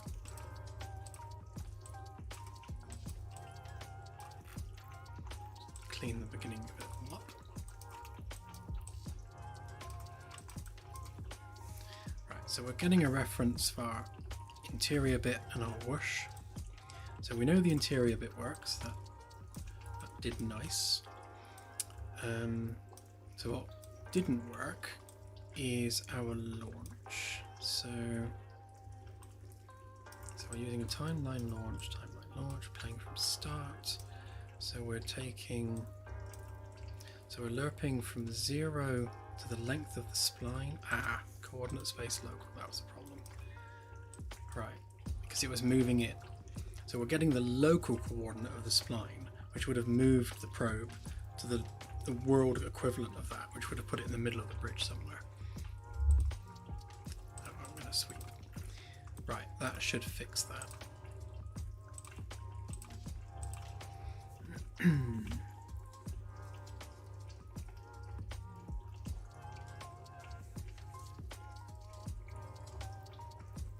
Right, it shouldn't blow up this time.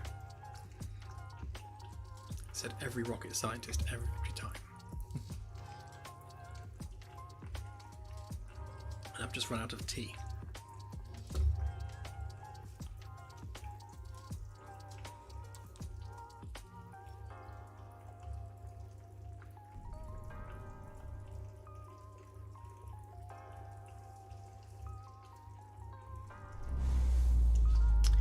Right. Alt 3. Run around the corner.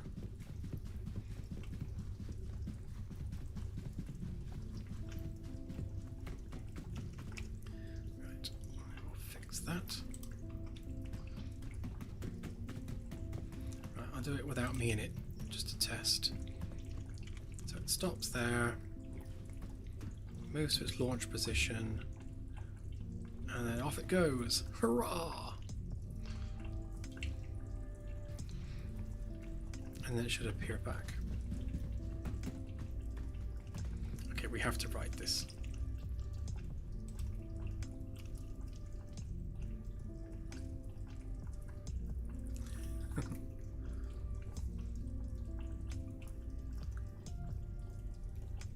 Hooray! And now we're stuck.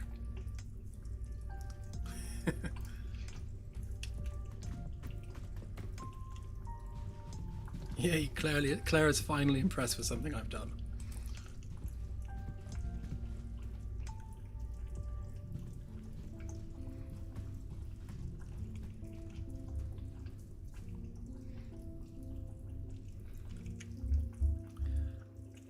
Right, and then of course we're going to have to put some thrusters on it, aren't we? Because why wouldn't we do that?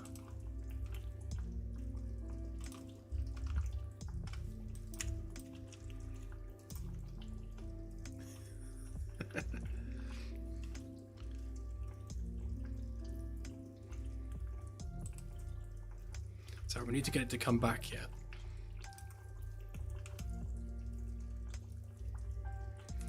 We'll have to have a reset button.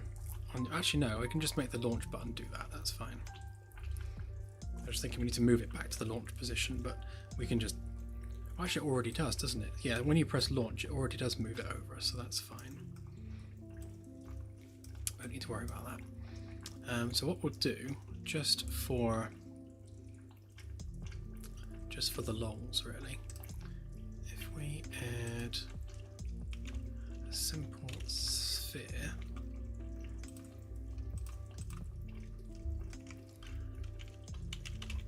thruster 1,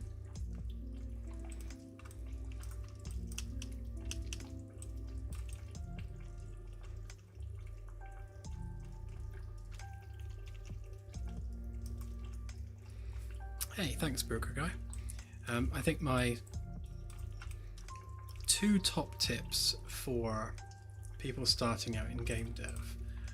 My first tip would be, don't make your first game multiplayer, because multiplayer is an absolute nightmare. Like, we'd be so much further ahead with this project if we didn't have to constantly fix multiplayer problems. They're like constantly causing issues. So don't do that. And yeah, just be prepared for bugs and make bug fixing and optimization an important part of your development, just as important as the actual creation of new stuff. It's yeah, it's very much part of the journey. You need to get comfortable with things breaking and then fixing those things.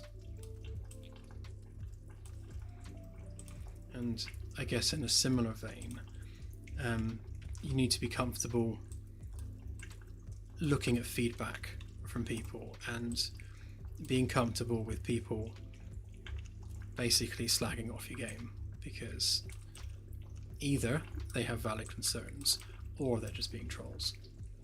But either way, you need to develop thick skin when you are developing your own game.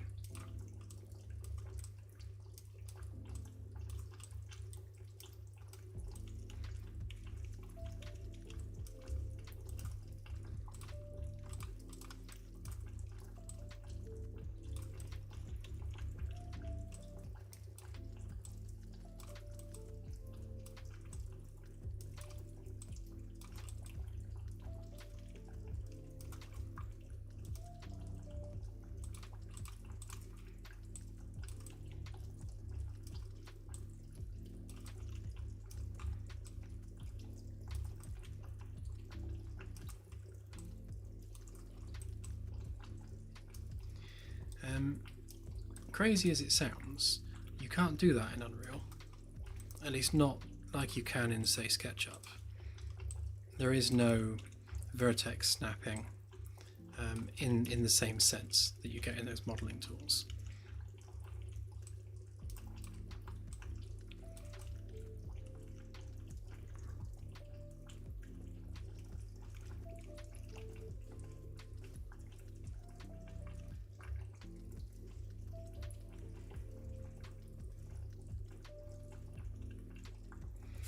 Yeah, I guess each game engine is pretty much like another. They have their own quirks and their own unique personality for each one, and they all specialize in different things. I would say try them all. I mean, download different engines, have a look at them, see how they feel. I mean, I like Unreal. I've worked in Unreal for 7 years. I've never actually used Unity, so you know I can't speak for how good it is, but I'm comfortable in Unreal. I know my way around it, so yeah, it's kind of what I end up going with. It is my engine of choice.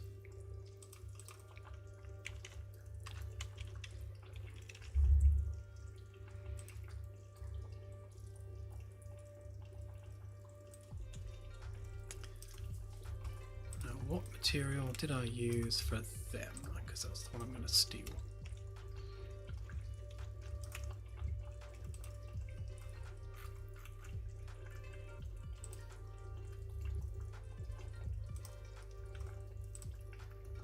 That wasn't it. There we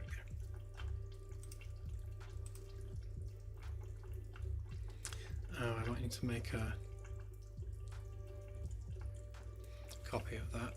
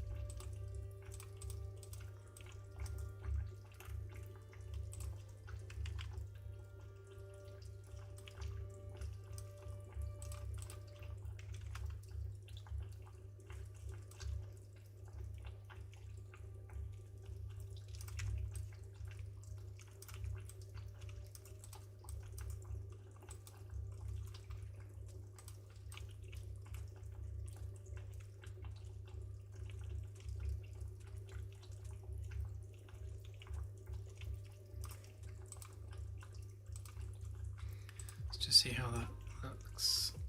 Actually, I need to turn it off before I do that, won't I?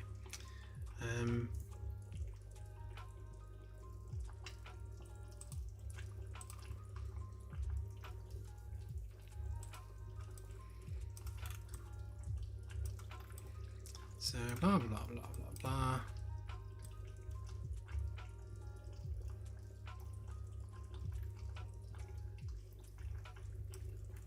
Okay, so we don't need to do that again. No, because we've already done that there. So okay, so we'll get our thrusters. Grab a reference to those. And we will do set hidden in game. Actually, no, we'll just do set visibility. That'll do. Make them visible.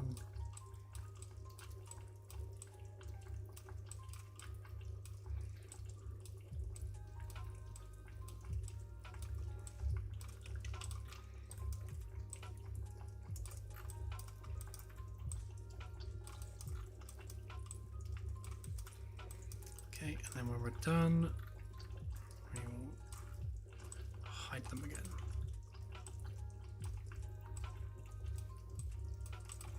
Although that should hide everything anyway. But just in case, make sure they are implicitly hidden.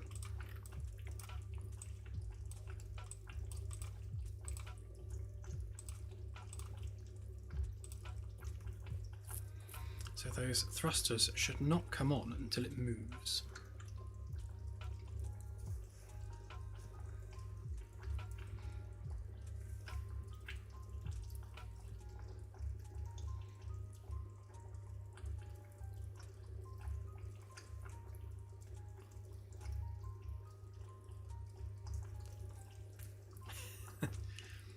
Do you get Mac diamonds in space? I don't imagine you do.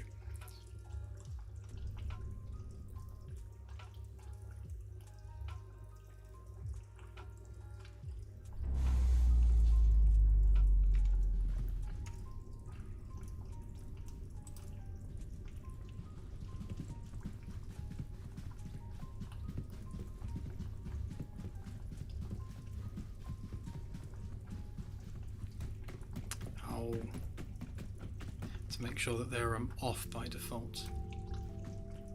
So when it comes back, they should be off.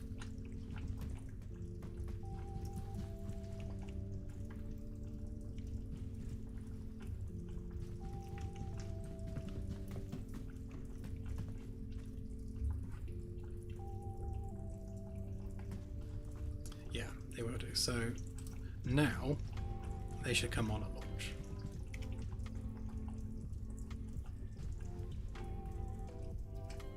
There we go.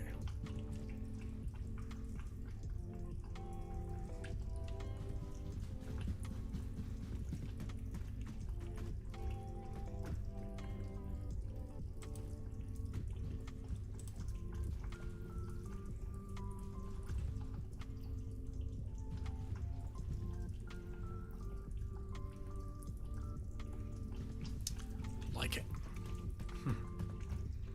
So we're gonna have to do some like braking thrusters on the way down, aren't we?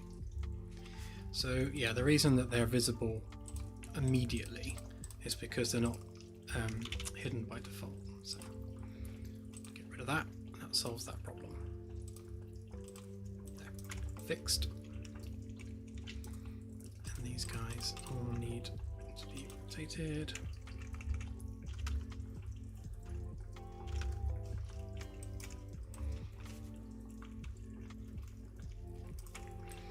Right, so now we need the return journey with something in it, and the something in it's going to be a physics object, so let's see whether it can land without throwing the physics object across the room. So we can probably collapse all of this. Let's do that. So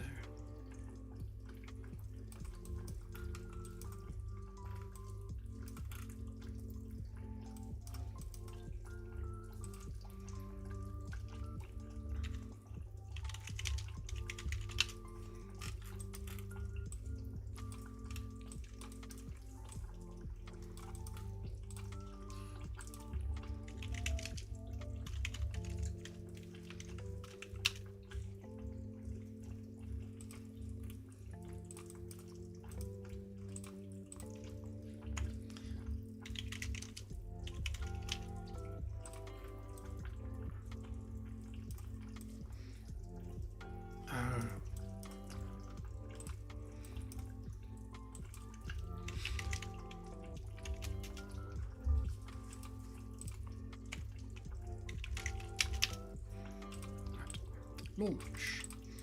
Okay, so we'll so every time you press the button,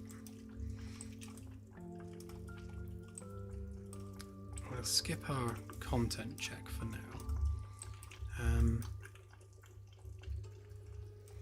Yeah, so we'll grab those. In fact,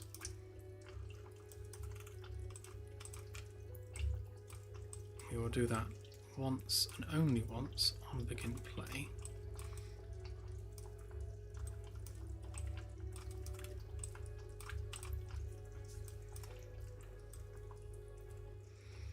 And we'll also need the return version of that as well. What did I call it? Probe land. Okay.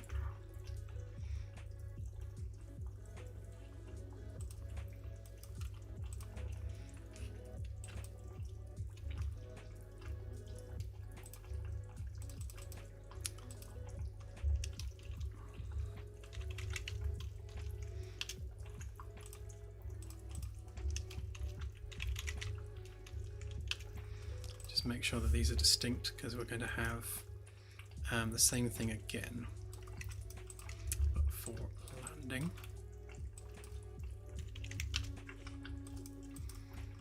So get spline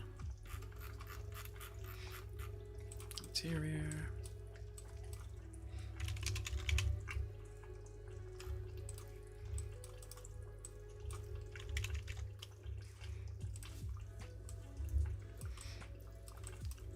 So that one would be spline interior. Land.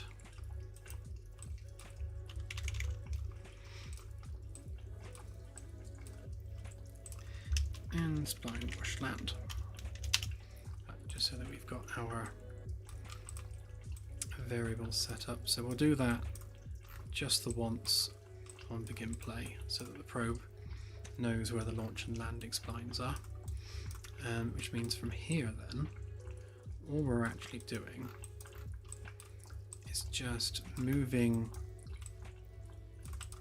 the probe into position, into launch. Make sure that's world space as well.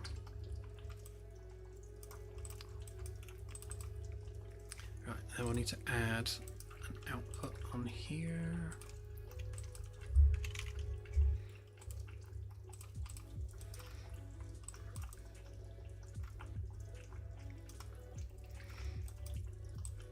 So I'm not going to reset the position of the probe, and we'll unhide it on the return. So yeah, so it goes off, reaches the end of its path, everything becomes invisible, then we reset button on the probe, and then we just do our output. Although, to be honest with you, we'll do the reset after it's actually landed. So it's come to a full stop before we reset the button on it. So that's everything we need to do for the launch. Now we just need to do the same thing backwards.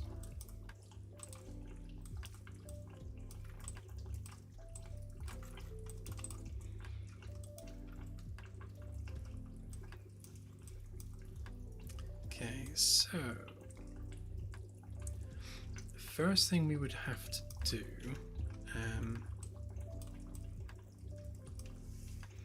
is make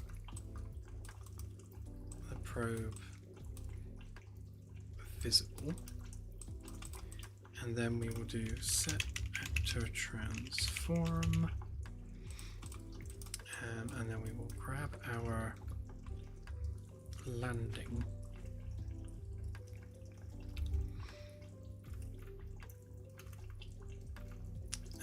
That one, so that one.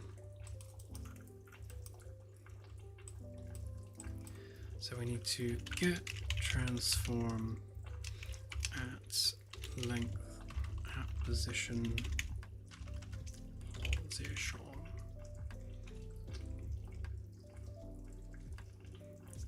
Definitely a spline, right?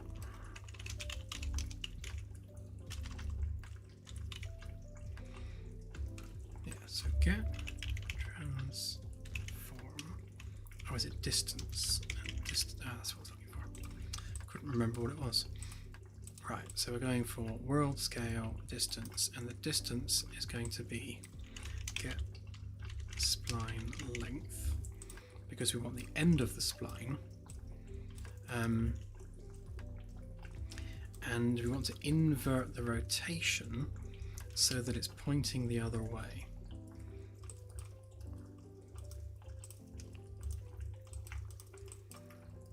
So we want to invert our rotator.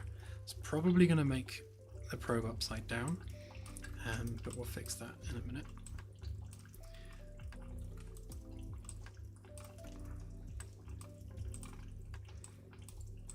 Okay, so that will just position the probe at the end of our new spline.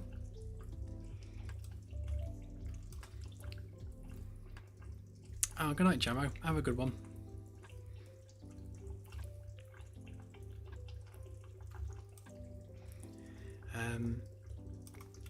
Okay, and then having made it visible and spawned it, we then need to immediately move it down the length of the spline. So I guess what we can do actually, if we take the same pattern on this timeline, so if we duplicate that one a minute and we pop it here, and we'll call that timeline landing, and then we'll do the same play rate trick as well.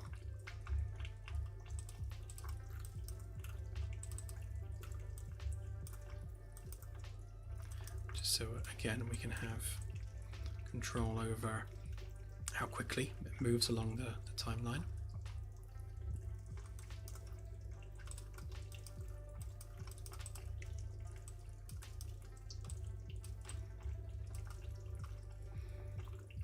So timeline landing, and we'll have it take the same 5 seconds to come in and stop.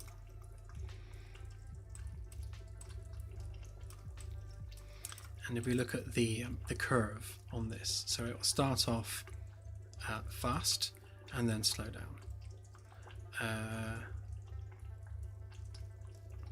Hang on.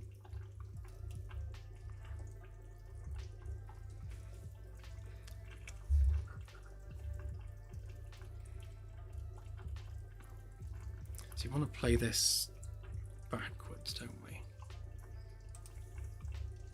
Yeah, so we're going to, if we reverse it from the end, I mean, to make sure we flip our alpha as well, because we get the same thing. So we want it to start off fast and then slow down as it comes in for a landing. So if we play that one backwards, then we're going to lerp the length of the spline. Because we're playing it backwards, it means we're starting at 1, so B, which means that's going to have to be the length of the spline. And then obviously we're ending at the beginning of the spline because we're doing it backwards. So we then set actor transform. So this whole thing would be easier if we made a second spline facing the other way, but let's just go ahead and see if we can do it with math instead. Okay, so we also then need to get transform at distance along spline.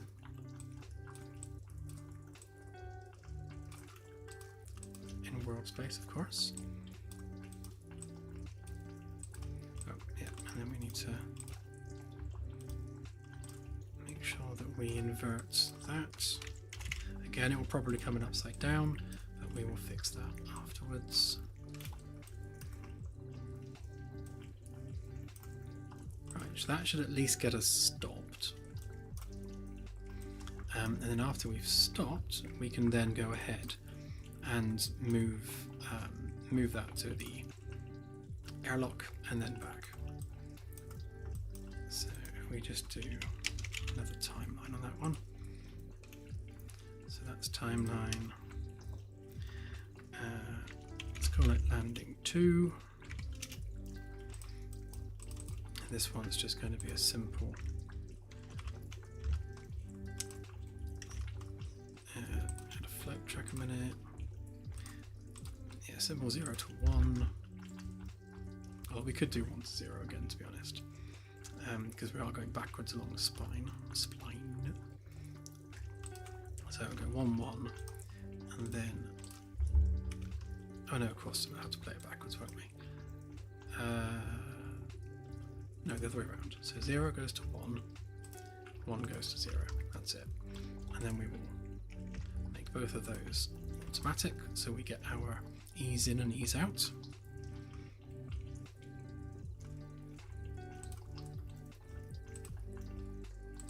So we don't need to play this one backwards, we can just do it that way instead.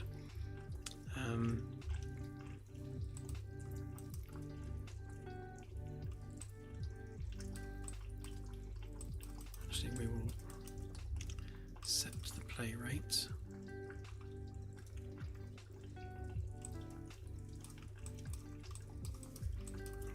Duplicate that because we'll need 2 of them. So landing 2. Landing 3.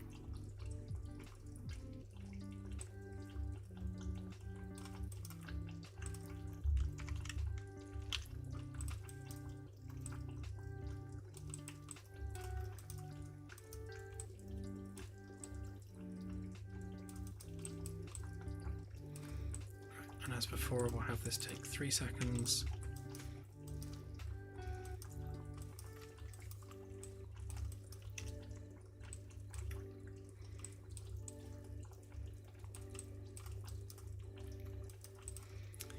So we don't want the landing one, we want the whoosh rather, we want that one.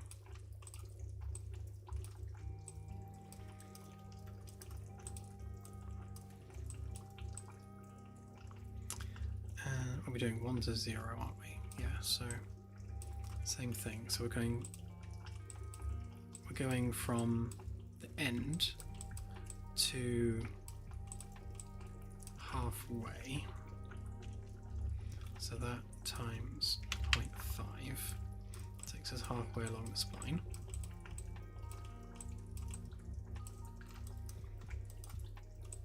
So get transform, flip our direction.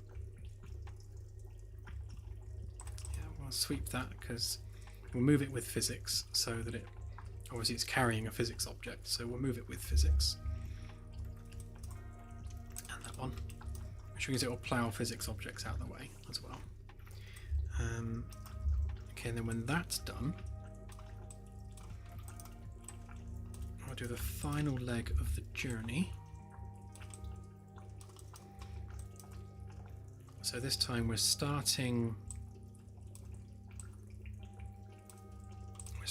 halfway along the spline and we're ending at 0.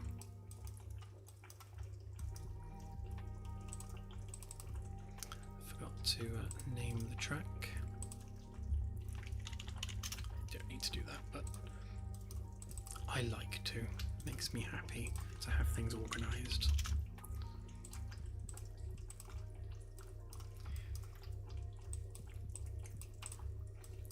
Right, and then that should bring us neatly to a stop on our sorting out pad.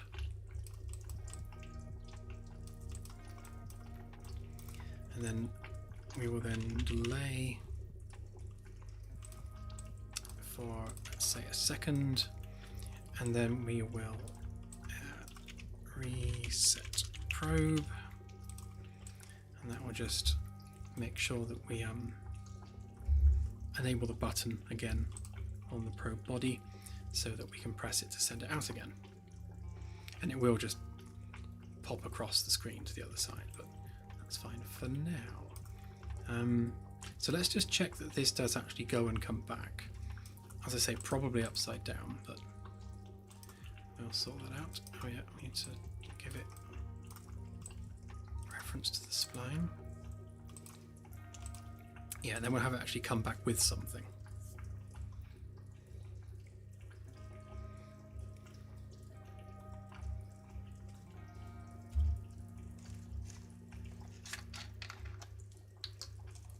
Thanks, Delta.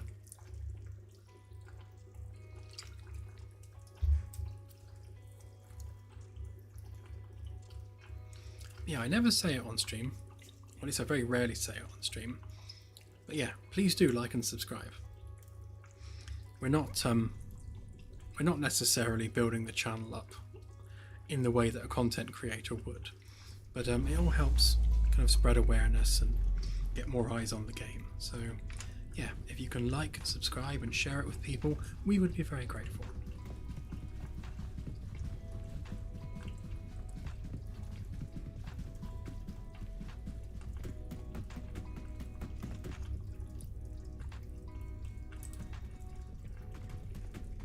Okay, so what we're expecting to happen, or what rather I'm expecting to happen, is it's going to go off and it's going to come back upside down and scrape to a hole there on its roof.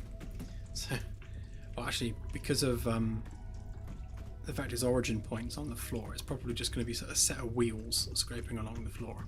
But we shall see. Let's go and observe it from out here.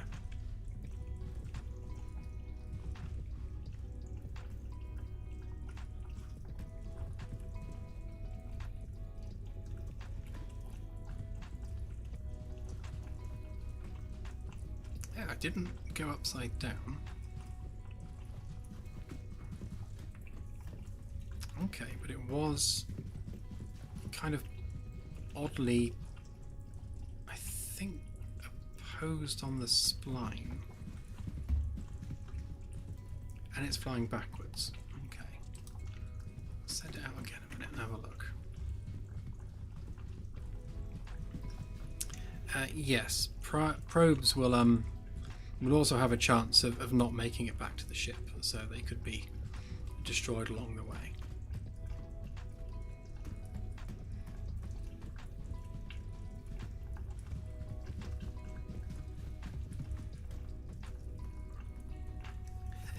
Oh, is that what it was? Yeah.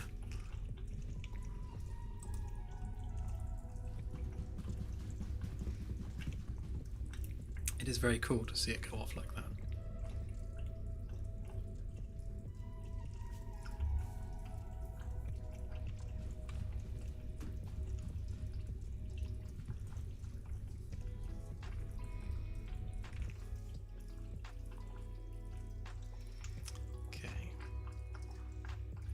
So inverting the rotator is obviously not working, so we need to try something a bit different to that.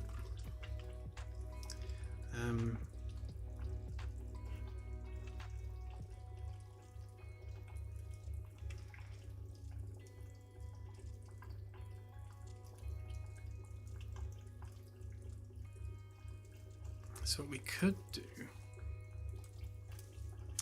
is get rotation in local space.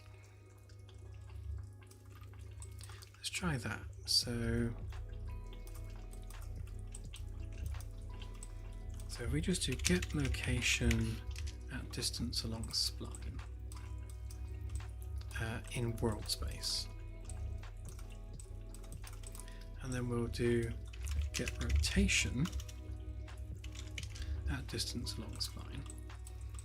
We'll do that in local space.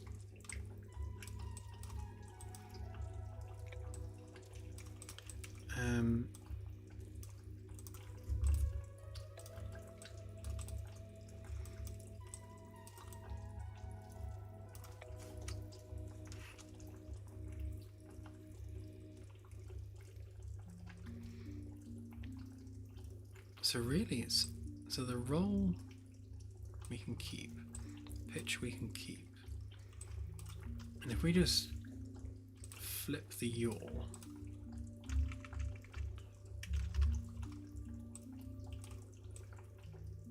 just see how that actually looks. And then we'll just plug these in just to see what that looks like. It should just be a flat backwards probe at that point. Let's just see how that looks a minute. If that doesn't do as expected, I'll move this to a test map so that we can test it properly without having to load the ship every single time.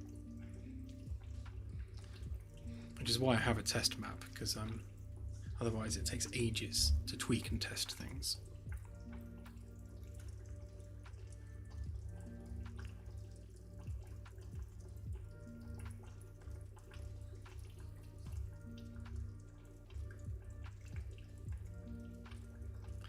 Oh yeah, don't worry about the effects or the graphics for now. All of this is just temporary assets. None of this is going to be permanent.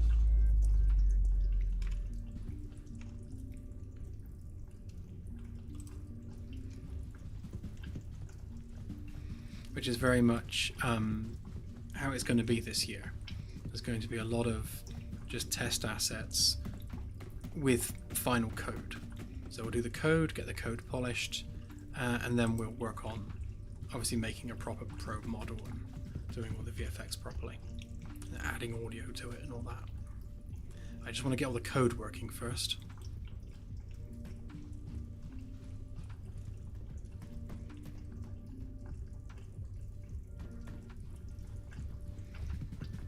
Okay, well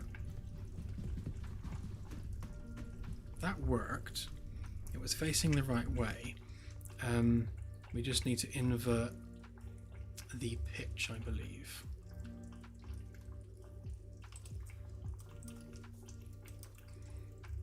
So let's try. Actually, so if it's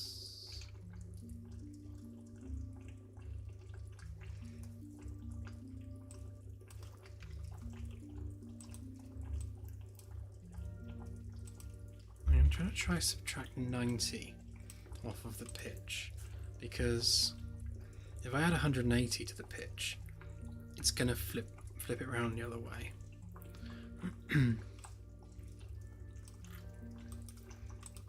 Okay, and I will do this on a test map because I can see tweakage being needed here. So if we use that one, because it's already got probes and things on it. Here's one I prepared earlier.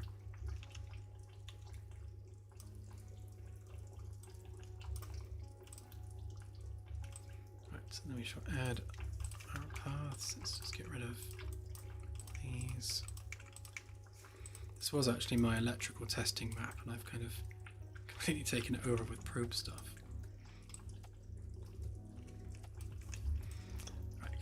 Probe out, probe return.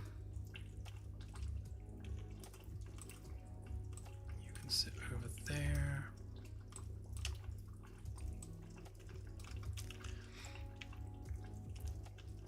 Okay. So that one needs to be probe launch, and then probe land.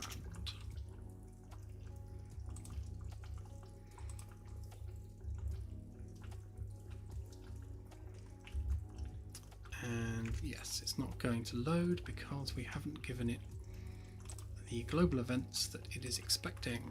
So yeah, it's that stuff. So get rid of all of that. No, actually, get gameplay message subsystem. Then we want to broadcast message. So the channel would be startup levels loaded, and the message is going to be just a dummy payload. So this, I was using a string for this, but I thought rather than using a string, I'll just make a dummy payload with a boolean in it. So that gives us the ability to untick it doing something if need be for testing reasons. Okay, so we're going to do that, and then we're going to set Galaxy ready. That basically triggers all of the loading steps that player controller and the character and stuff respond to. So it should now spawn the character and do what it's supposed to be doing.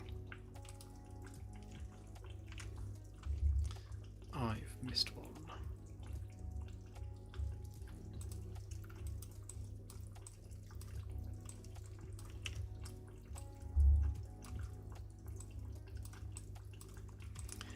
So we want initialization complete, levels loaded, galaxy ready, and of course we also need ship ready,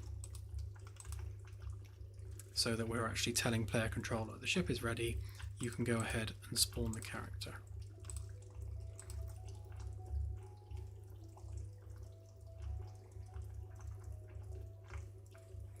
Or not.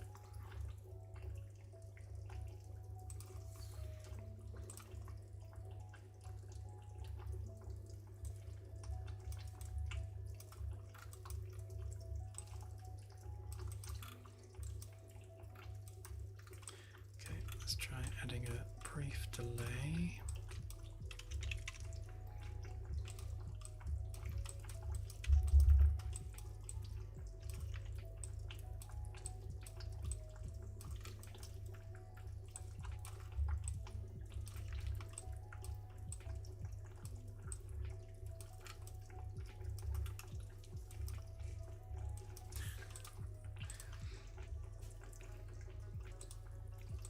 I have many such error messages.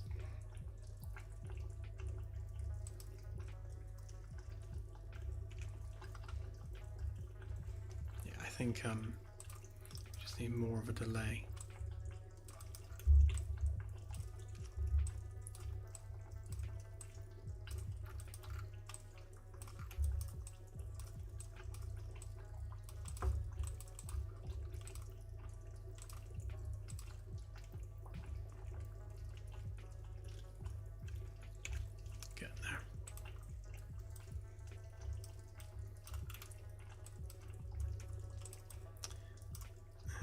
So after the levels are loaded, we would ordinarily do the galaxy, but we're not in this instance.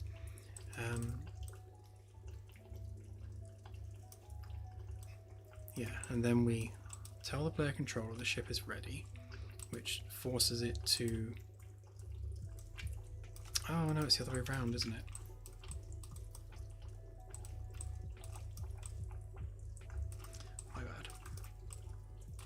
We used to do the galaxy first, we don't anymore.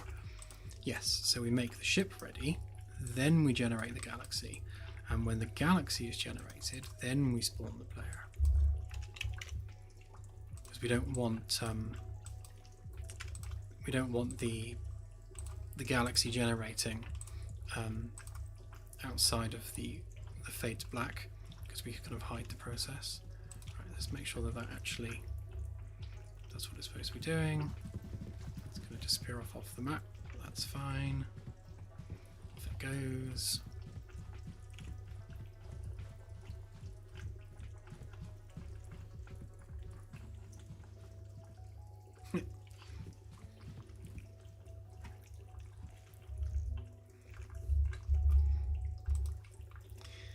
Okay, yeah, so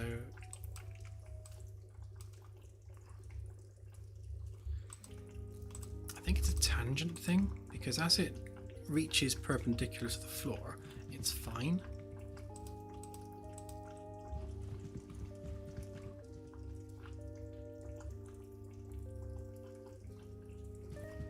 It's a good error message too.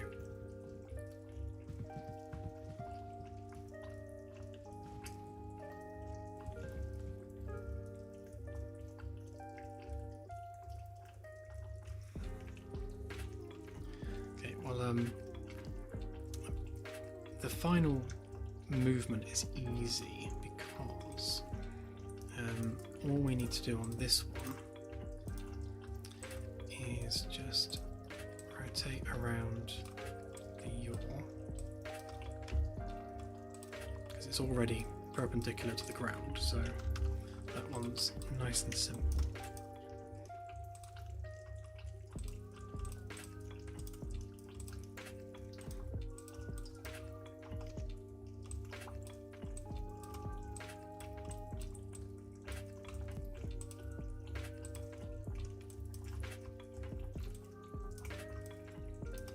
This one, however,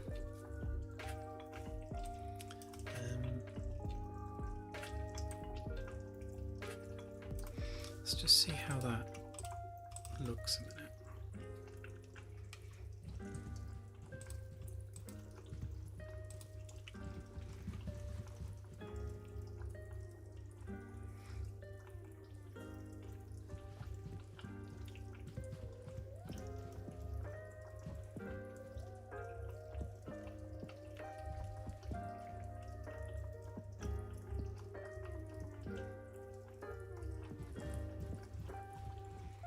Yeah, so it's kind of coming down wheels first, which ordinarily we would want, but we also wanted to follow the path. So let's just remove the delay. Right, on this one a minute. So we set the delay to 0. Won't hang about when it's moving, just to get it tested. Yep. And I will also turn up the light.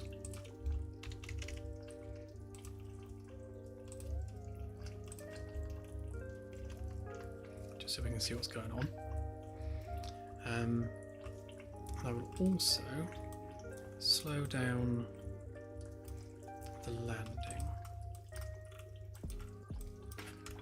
So I'll have it take 10 seconds so we can get a good look at it.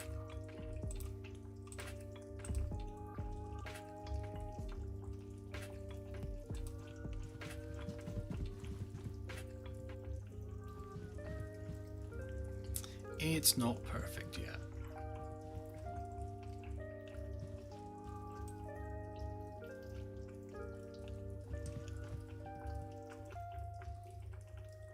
So it's coming the right way.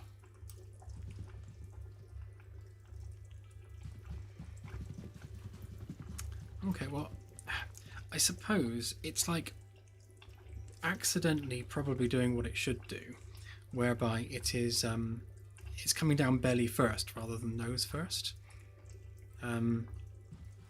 which you would expect it to do, really.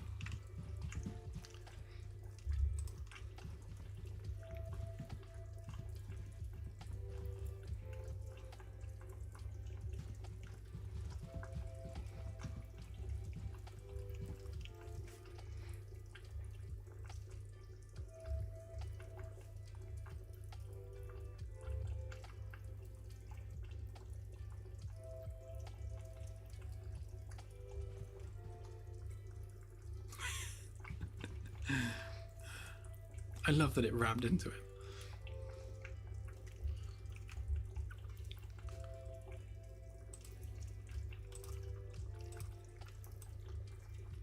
Having the slower landing actually kind of worked, didn't it? So we'll keep that.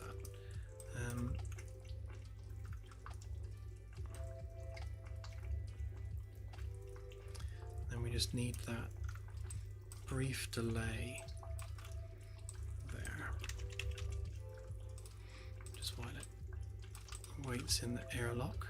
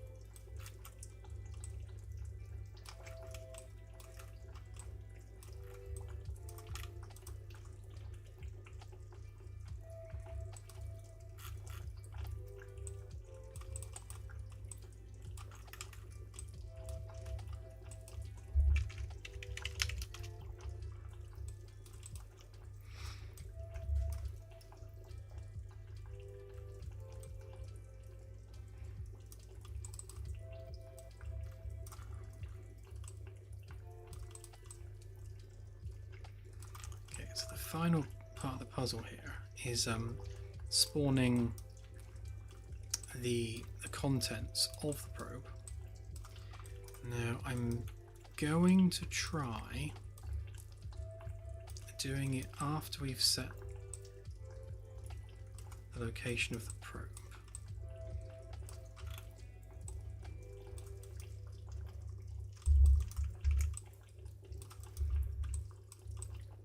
Okay, so we're going to spawn a pumpkin inside the probe and then move it to landing. So we'll see whether or not a pumpkin survives this.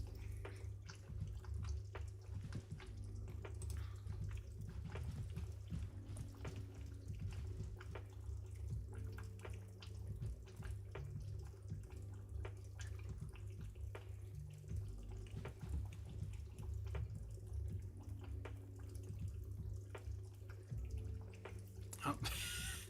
No.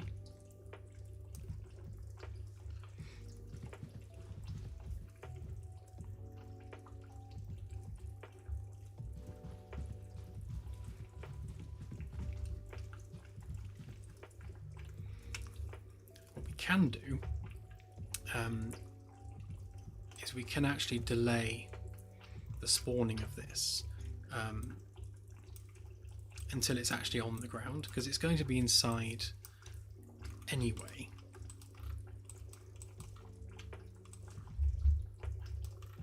We can also disable physics on it and just keep it attached.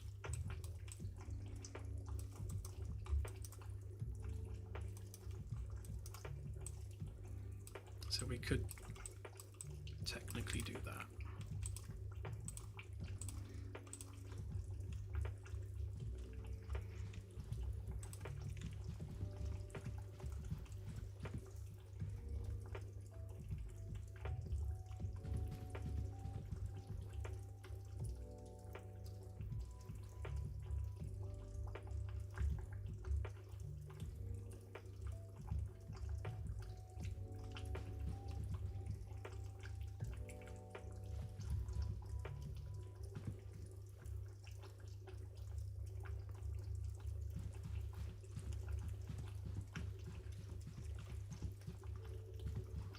Hurrah!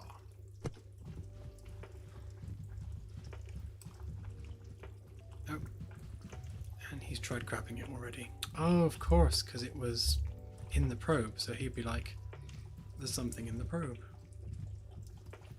So yeah, he already kind of knew what to do with that there. That's interesting. So we actually need to make sure that the NPC waits until the probe's stopped.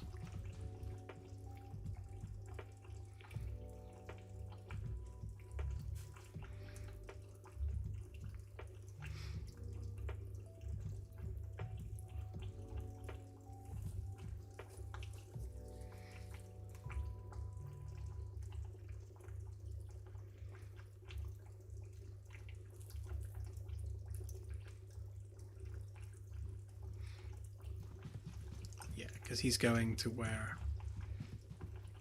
it was when it appeared.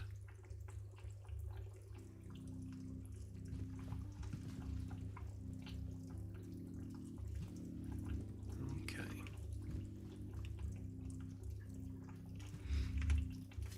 Okay, well, so we're not messing about with the finer detail of the logic on that.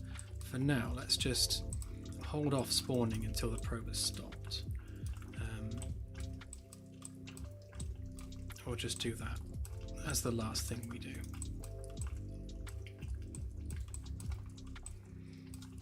And then we can tweak the specifics of that after the fact.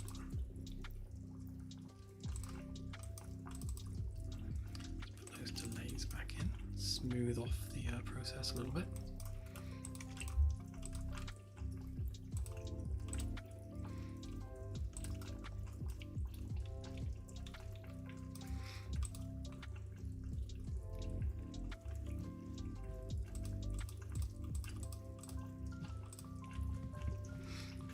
So what should now happen is the probe should come to a stop pumpkin will get spawned, and then this dude will grab the pumpkin out of the probe and put it on the shelf, and then that guy will move it from that shelf to that shelf.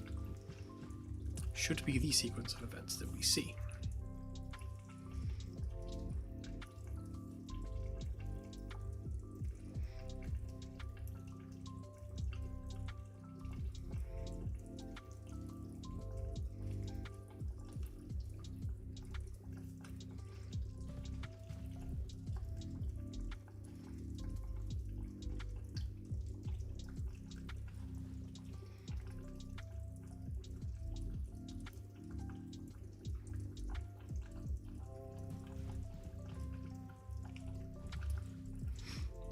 Great. Okay, well, I'd say that was working. I wonder if it'll take me with it. Ah. Yep. Oh. I'm being carried, apparently, and I'm put on a shelf. Thanks for nothing.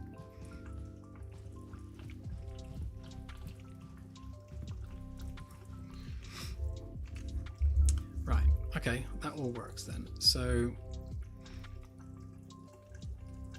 I suppose the next thing we need to do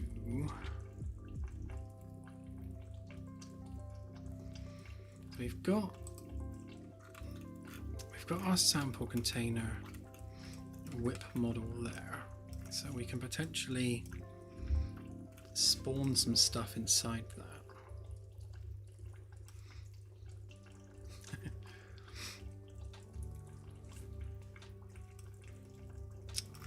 Yeah.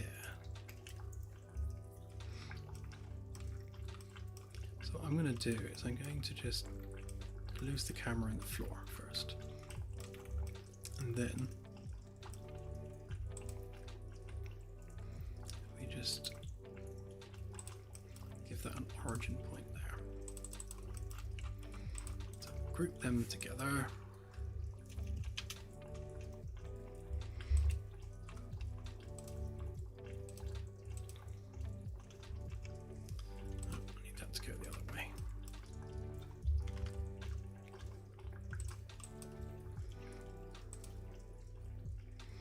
We need the blue line facing up, otherwise it'll be upside down. Right, so there is the origin of that. It's already a component. So I'll do the same there. That means we can now export that where it is, but keep the world origin underneath. And we'll try spawning things in it.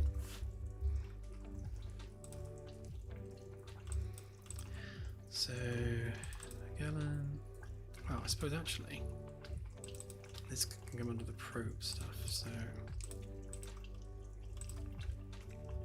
let's call it a probe cargo test.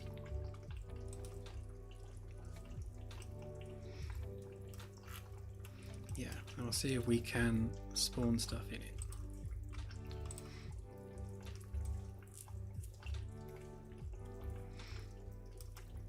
So if we make our sample as a separate object, then we can just spawn that actor within the probe, which should work.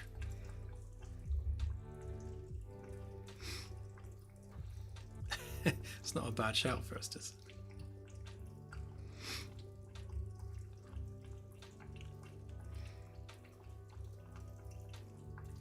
Yeah, let's browse to where that lives.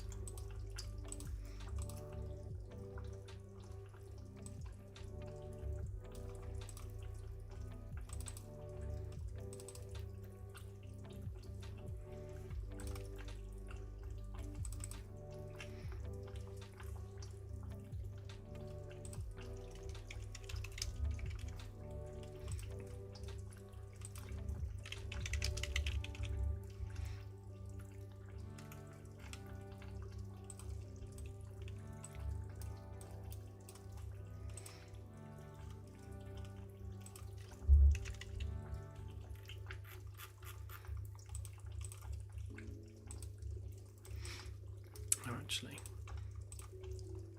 These are movable, so we're going to have to set up collisions for them.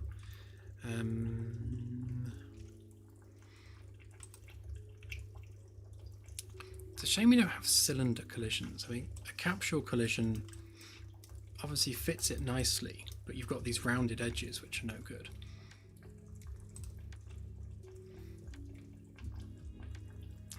Similarly, a box collision's no good because then you've got square collisions. So the only thing we can do is auto convex. Hopefully that's kind of picked up the shape. Kinda.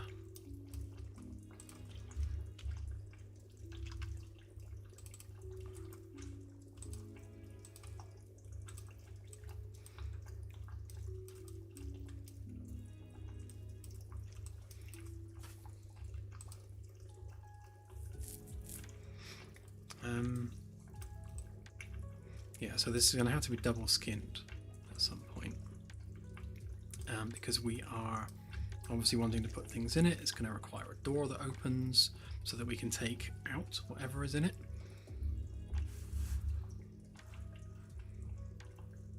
Yeah.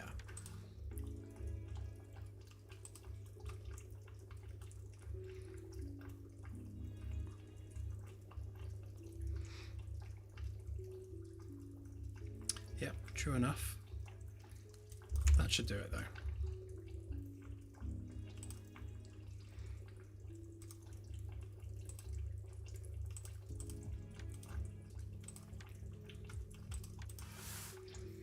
Right, so if we make a very simple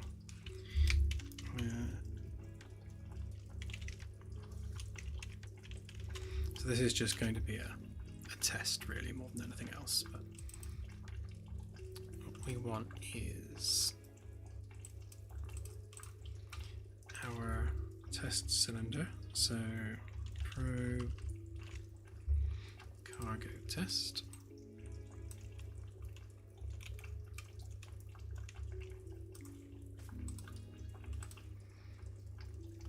and then we're going to have to store that sideways.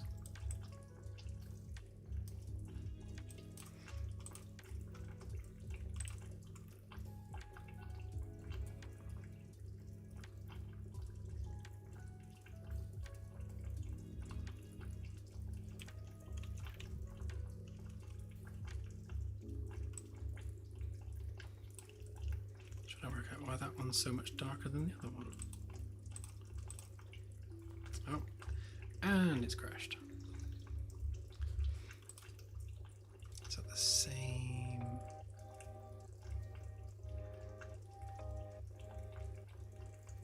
Yeah, same error as last time. This element type 0. You need to figure out where that's coming from because it's constantly causing issues.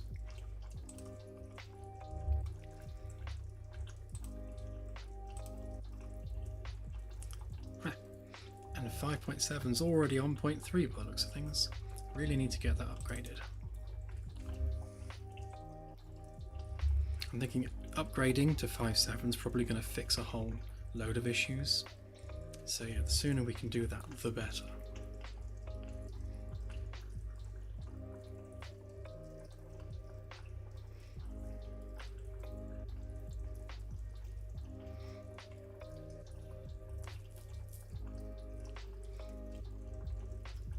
I'm sure the measurements are fine.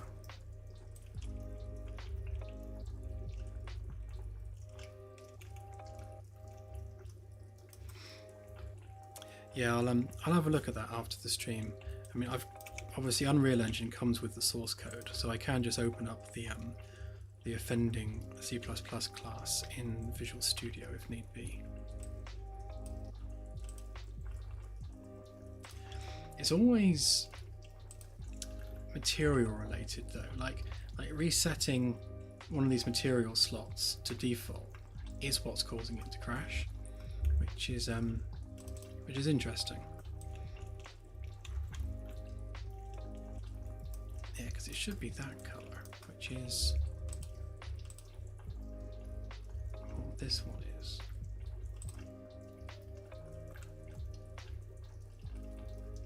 Except it's reset that. Did that not save? No, is it? What? Oh, I bet it's because of the actor.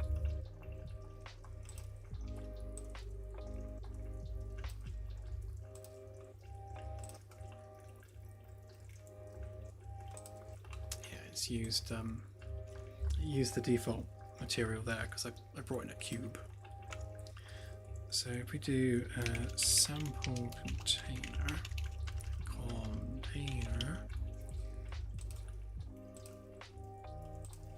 that's better. Now it's the right lighting. Fix that while we're here.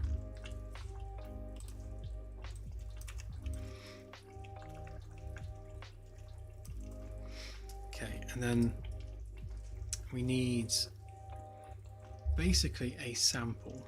So what we can do is, for the sake of testing this, we'll simply import just some really basic meshes like a rock. There's a rock, and then it should make that fit the container.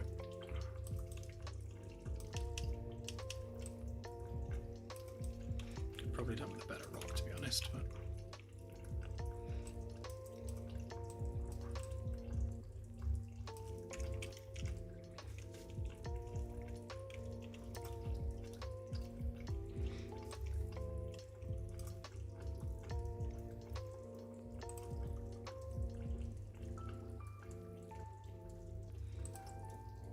kind of wants tall.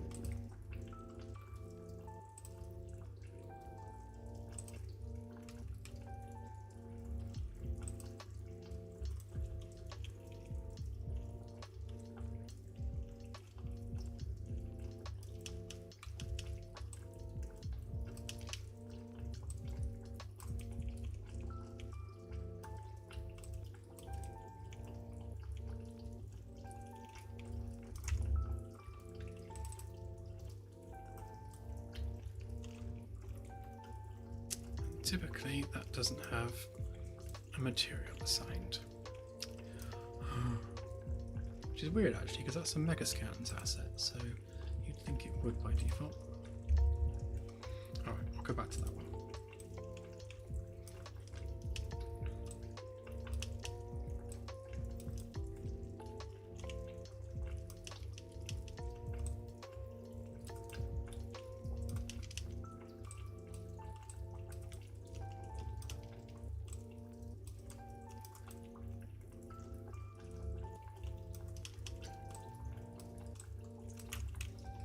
Just going to have to balance it. Right, so that's basically the middle. So if we call that rock,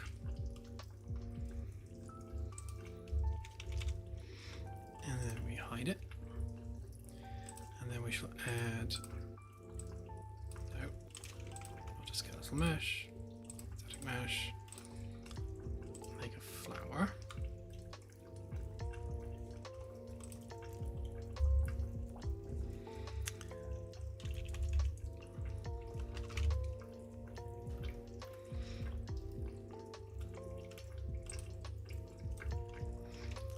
Do.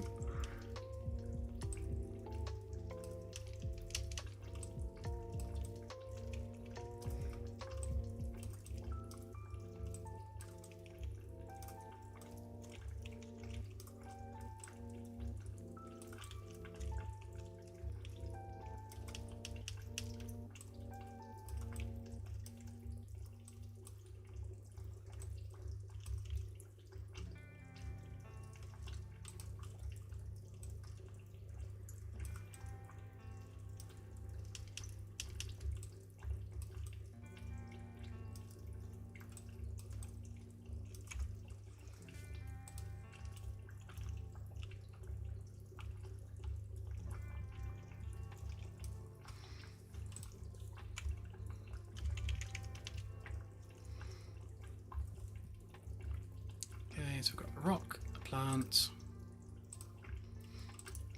What else can we add?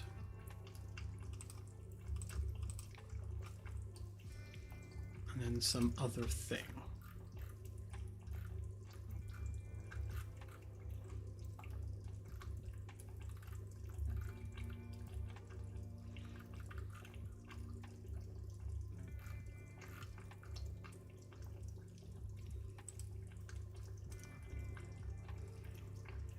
Why on earth does that say bagpipe on it? Well, it's clearly an LED lamp.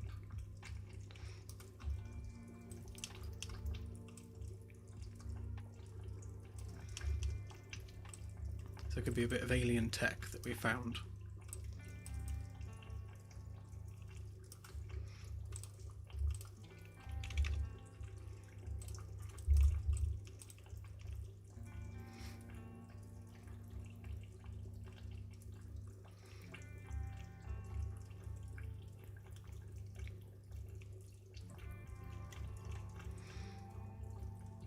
Thanks, Illusion. Yeah, I'd imagine it's probably the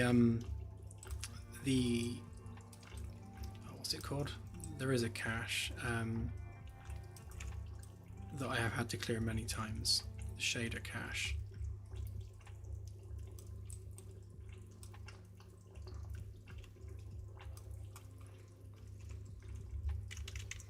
So alien tech, and I don't think I have any other things. Oh yes, I do. I have exactly something that we can put on there.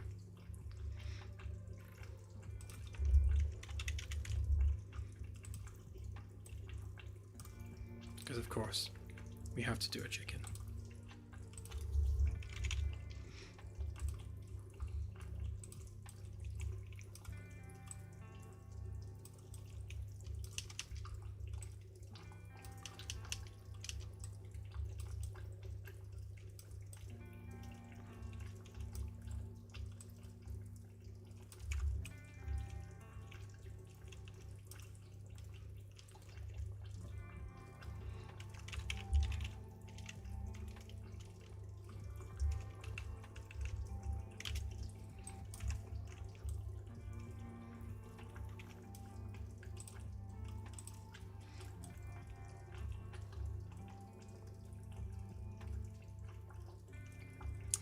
Right. So we are spawning these things one at a time. So I guess on begin play. So how many we've got? 1, 2, 3, 4. So we'll do a random int in range.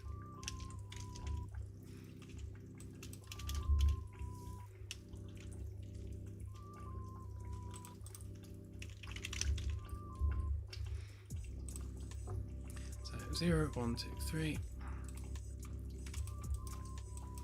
And then we shall switch on that.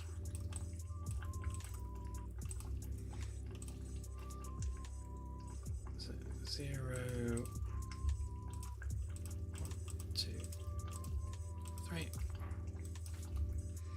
And all of these are starting off hidden anyway. So we don't need to worry about hiding the others. So we'll do plant, tech, creature, and rock.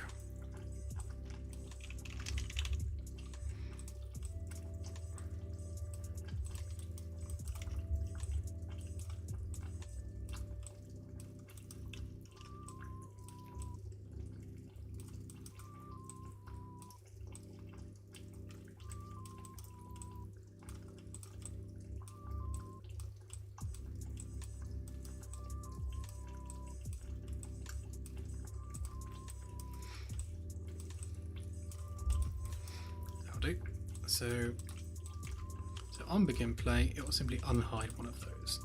Now, obviously, as we actually build out this system, the thing that's inside it will be a separate actor in its own right. So the probe is an actor which has a sample container attached to it, And then the sample container has the actual sample, which again is attached to it.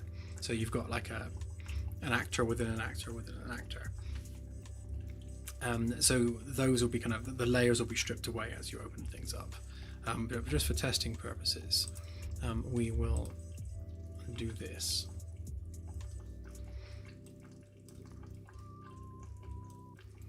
And then what we want to do on our probe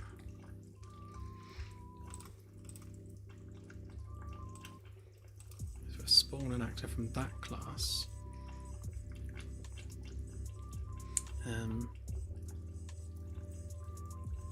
But we're going to have to rotate it.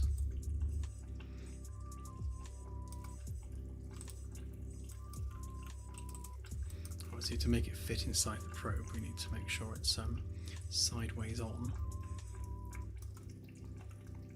which is a bit weird because obviously some samples won't work sideways on, but we'll just have to assume that they are connected to the base in some way.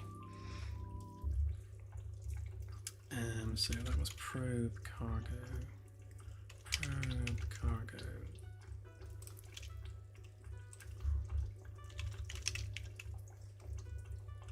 What did I call it? Dynamic cargo.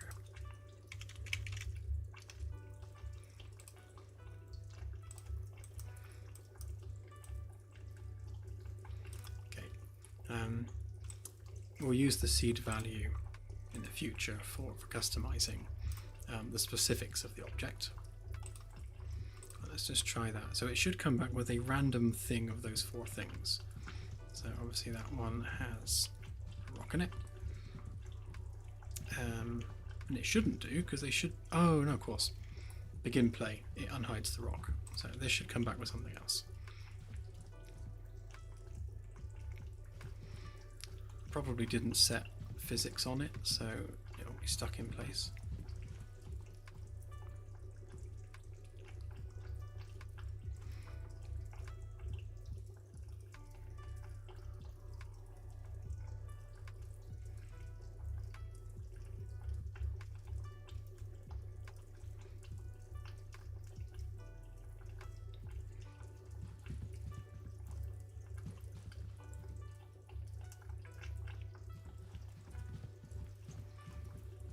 To make sure that the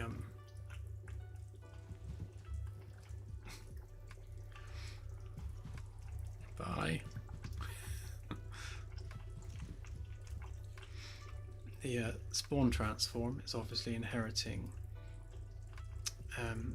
the object scale.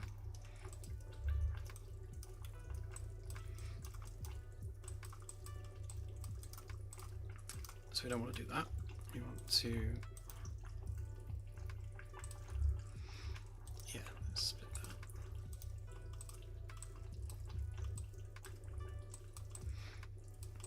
We shan't mess with the scale. And we also make sure, oops, that this is set to movable.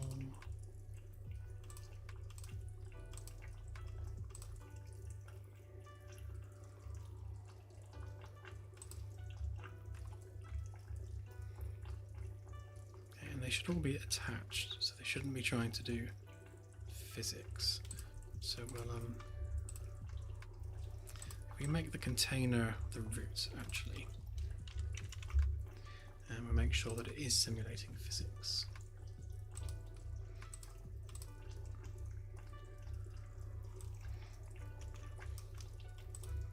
So if you make a few of these, and on begin play, they should all spawn different things.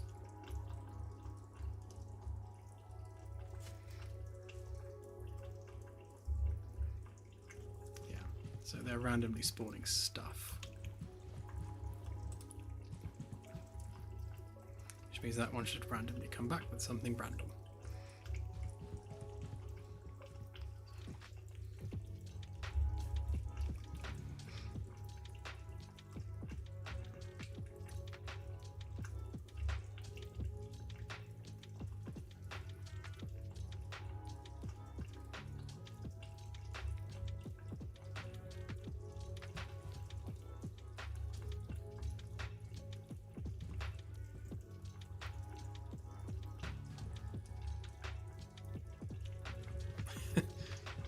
object has been achieved.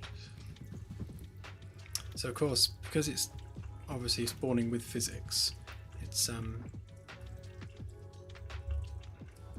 flew out before they realized it was in there. Now I can't pick this up because I didn't make it a prop, but it is a physics object, so we can boot it about the place. Here, have a chicken.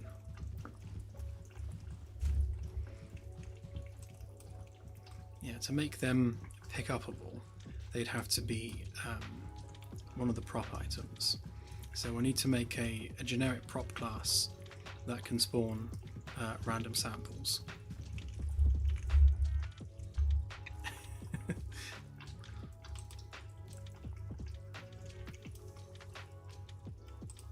So we go to our prop system.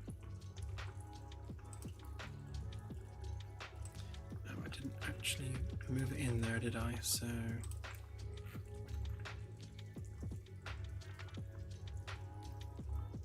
if I recall, I was using a plugin for handling the replication of props.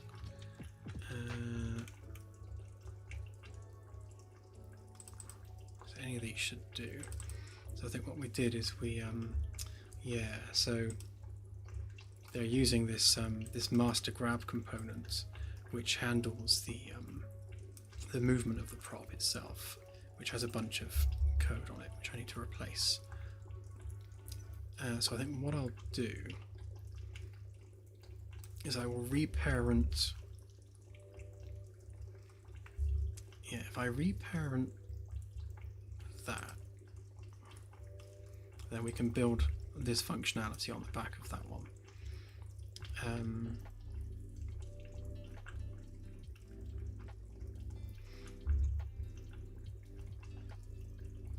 Actually, no, I won't. In fact, yes, I will.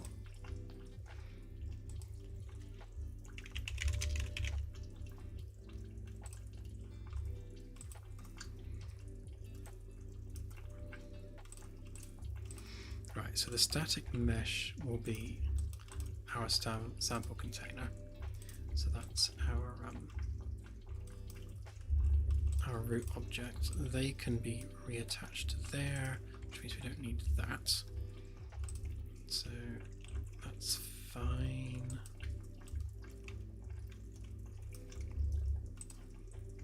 They're all still there.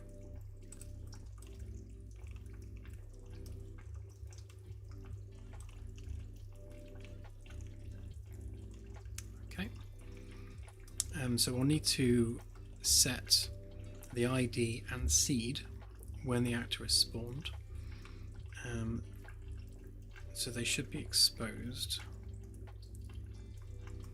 and then we'll take our code here.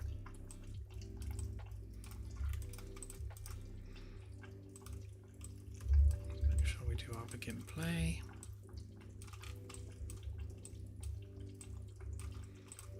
So we'll still do the same thing where we'll show or hide those as required. But we'll need to do some other stuff here as well. So in our class defaults, we've got things like object name. So if we set object name, then we can just say plant.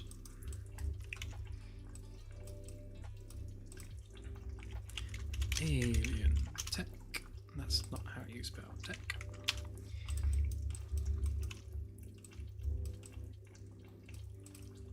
Alien creature. And rock.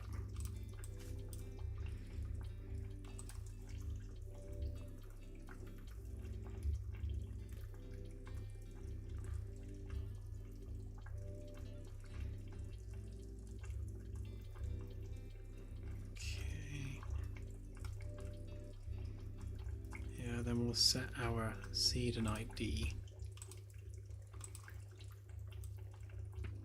I guess we'll do that from the probe. So you can see now that we've changed the class, we've got these here. So we'll set our random seed thus. And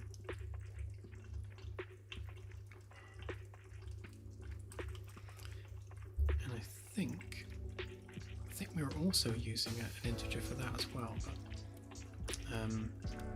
we were doing it based on location. So we were taking the XYZ coordinates and then appending that into a string. So I think for now I will just use a random integer. I should do that. Right, so now they should both be properly set up on the save system and be pick-upable as a prop. So yeah, there we go. So they can be picked up now. So plant, plant, plant, rock, plant. Oh. And we have a random crash. Wow, Unreal is not doing well this evening, is it? I'll make sure I turn collision off actually on those objects within, because they might actually be messing up with overlapping collisions, which we don't want.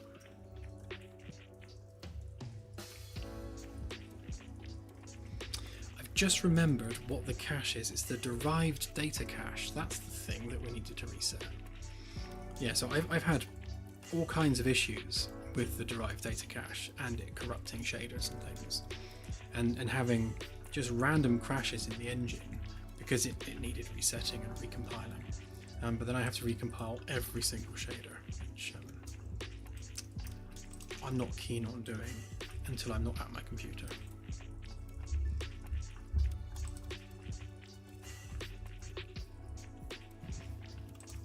Right, let's just test this.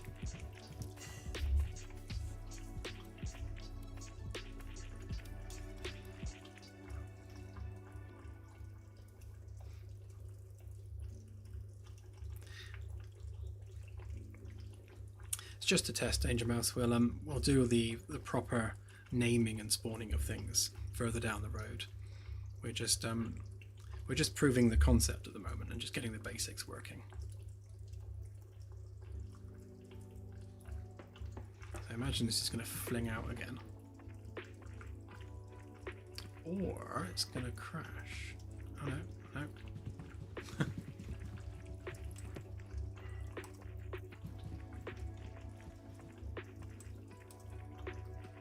So I think this is a physics issue, so it doesn't like having... Let's try that again.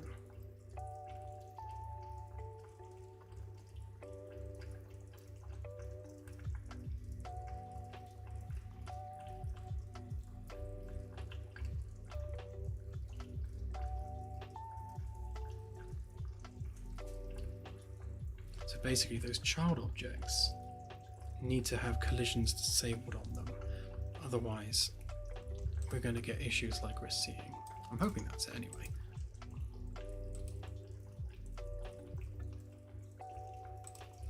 Well, if I just set collision, so no collision, no, and then make sure they're not simulating physics. So that one is simulating physics and is set up as a world dynamic. So that means the thing inside the probe, inside the casing, shouldn't mess with any physics. And it's probably because of the the skeletal mesh, because the other ones didn't do it. Yeah, it was that, because this is working now. So if I pop that in there, yeah, he should come and grab it. Hurrah!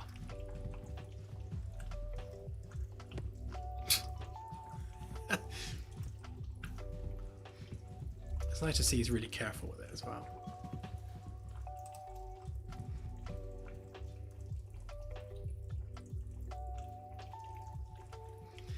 Yeah, well, that's entirely doable, Max. I mean, we can always Well, what we can do is we can spawn the actual thing, the actual prop within the container, turn off collision, turn off physics, and then when the object is then removed from the container, we then turn all that stuff back on and make it an actual separate object.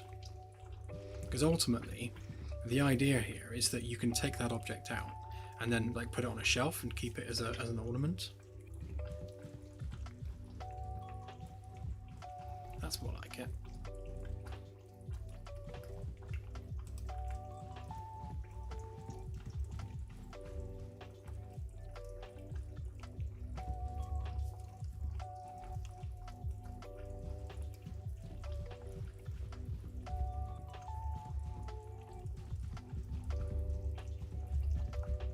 Okay, so far so good.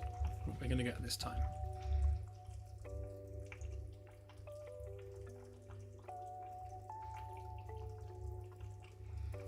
So this is essentially what we want from this probe gameplay. We want to make it so that every time the probe comes back, the thing inside is going to be random and unique.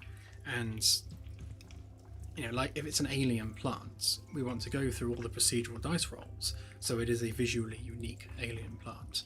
So every time you kind of press the button to open the probe, it's like that moment of excitement, like, oh, what's it going to be? What have we got this time? So it's like kind of opening a Christmas present every time. And sometimes it probably will be socks.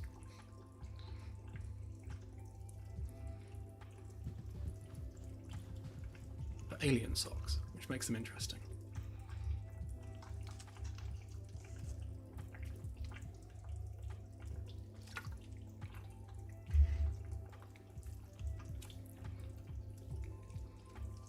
Yeah, basically, it's like a loot pinata.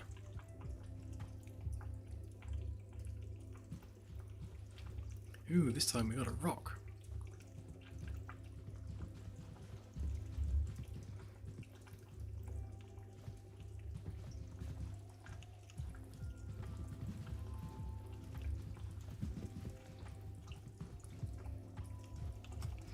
Okay, so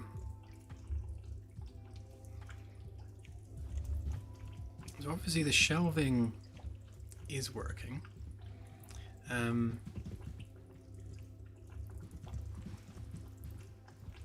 So the idea in the long run with this is that you're going to be sending off multiple probes probably at a time. So you'll get to a planet, and we want to be able to generate either signal sources on the planetary surface that are valid locations to send a probe down, or we just have it so that you can arbitrarily just send a probe anywhere, and then it uses the biome type to determine what kind of thing comes back. I guess it depends on like whether you're wanting to skill up a certain area, like you're working maybe to just grind out a bit of biology, then you only really want to do biology targets. So we'll see again how that works in practice. I like the free form idea of being able to just pick a location on the surface and then send down a type of probe. So I suppose it doesn't necessarily have to find something. So if you have a world which does have life detected on it, and I guess we'll have to maybe define between life in terms of flora and life in terms of fauna, and maybe have different designations for those. So if you send like a flora probe down, then it's always going to come back with some kind of plant life, as long as the area that you're sending it to has plant life there. So we'll have to use the biome for that, I think. But if we do it that way, it does mean that you can then send a probe to anywhere on the planet, including like oceans and things, without having to then pre-generate points of interest. So you're then, at that point, you're just sending a grid coordinate. Yeah, and on the probe side, again, because it has to go through the task manager system. So in the probe room, we would then have a screen with a required probe would come up. So a task would be generated to a probe of this type is required for this grid coordinates. You would then generate the payload section, which is compatible with the type of probe that you need. And then you would basically plug in the coordinates and then launch the probe from the probe room. So that gets sent down by the bridge. The probe crew handles the probe, and then when the probe comes back, there'll be an alert that goes to the bridge to say the probe's back. And I guess you could probably queue up 5 or 6 probes at a time, and then the probe crew will just send probe after probe after probe, and then unload them all as they arrive. We want the NPC crew to be able to automate that, basically. But it's not going to be a straightforward press fire and a probe goes out. We are going to have that task daisy chain actually go through the process. So when you choose on the bridge to send a probe down, you know that down in the probe room on C deck, people are actually doing stuff to ready the probe and actually launch it. So there's going to be a delay between requesting it and then seeing it head down to the planet, which is realistic, of course.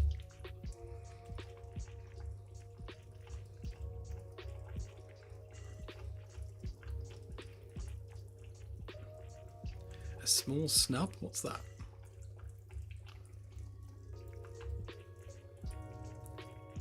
Yeah.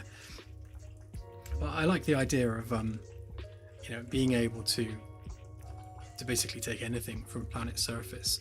So if you steal some holy idol, then then I'm sure their fleet will be chasing you down.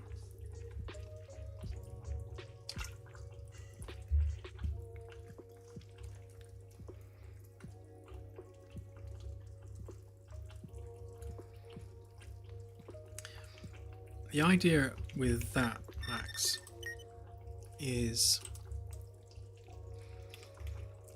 the probe. Well, obviously the probe bay is there, so the idea is it won't have a base on it, so this will be hollow. So the probe is really just a chassis that holds the type specific cargo container, payload bay, and then underneath the probe it'll have all the things it needs to acquire the sample. So it will either hover above what it needs to hover above, or we'll have some kind of landing legs that come down. We could have particularly long landing legs so that it's not crushing stuff, and then it will do the sample collection underneath, and then it will obviously bring that into its bay. Like I guess when you see like underwater ROVs going down and like taking samples off the seafloor, you've got like the little grabby arms that come out and grab the samples. We'll have something similar to that, but underneath the probe, and that'll all be part of the cargo, the payload section that you actually configure the probe with. So it will all be one unit, and that bit will be reusable as well.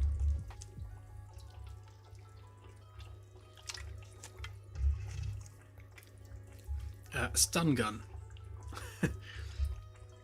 A stun gun of some kind. That's the only thing I can think of.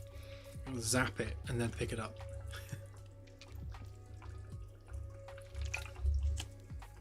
Humanely, of course.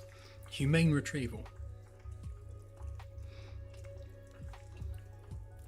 Although, like Claire suggested, for live samples, we can perhaps save that for shuttles.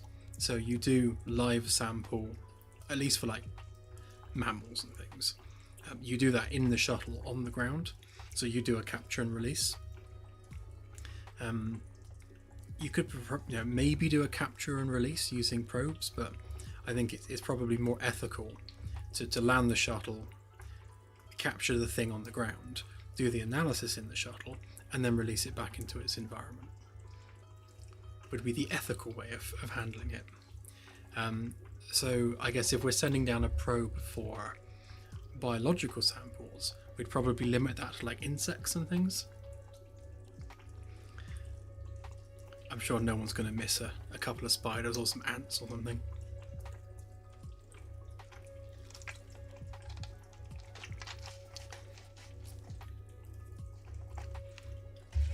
Yeah, that would be quite funny, to be honest. Come back with like a Minecraft block covered in insects.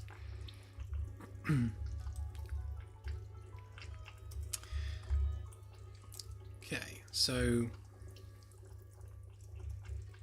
we know that works. So I guess the next thing to do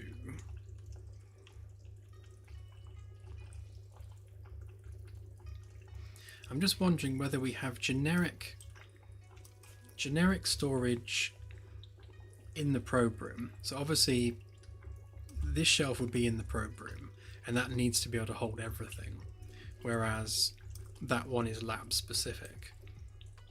So or do we have like lab specific shelving within the probe room?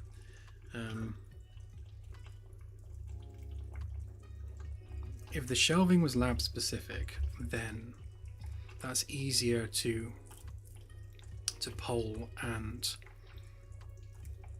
send the NPC there specifically. If we're sending it to just a generic shelf that has things from multiple disciplines, that does make it slightly more awkward. Especially if we're dealing with different shapes of container, because different labs will have slightly different containers.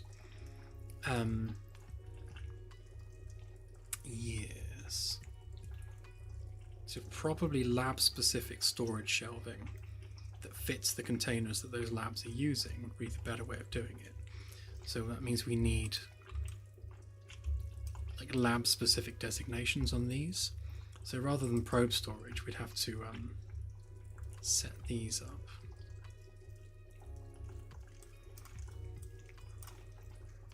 Yeah, so each department gets its own rack within the probe room that things get dumped onto.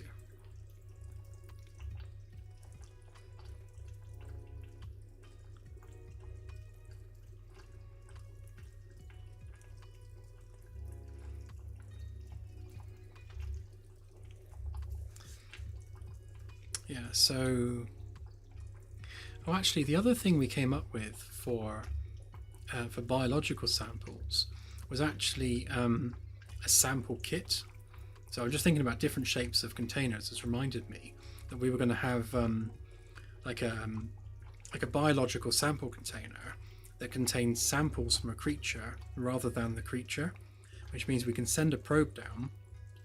The probe would stun a creature, take some probes, so at that point we become the aliens, and it basically takes a hair sample, a sample of some blood, stores that in a sample container, and then that's what goes back to the ship for analysis, not the creature itself. So we are humanely just stunning something, getting some samples, and then leaving, and it will just wake up and go, what was that? Those damn humans again? And it hasn't been removed from its environment.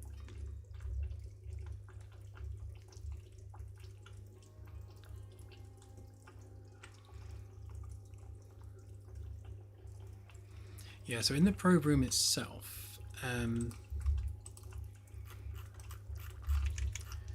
what I was going to do is maybe have like a separate room here with all the shelving in it, with a door there and a door there, and then have the manufacturing, so the payload configuration and storage on one side, and then just the actual probe manufacturing on the other side.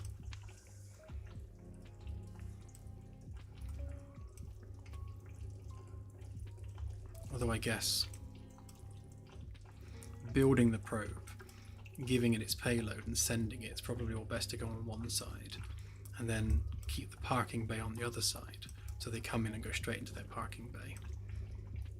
And then And yeah, then they get offloaded into the room there.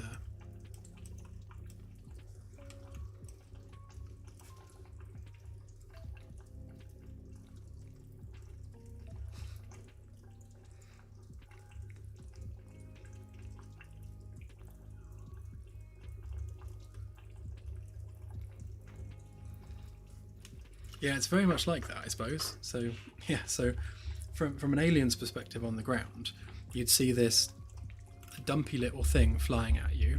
All of a sudden, it hovers above your head, zaps you with something, you fall unconscious, and you wake up with a sore bum. We have come full circle.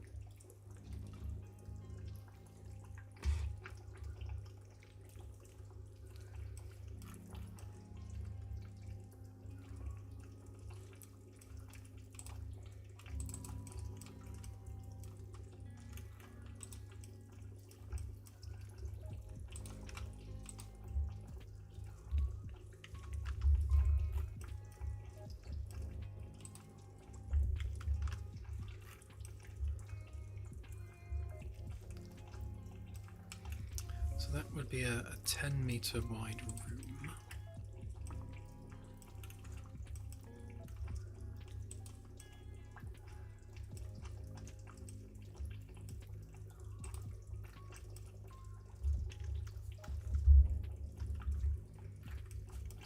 It's probably too big.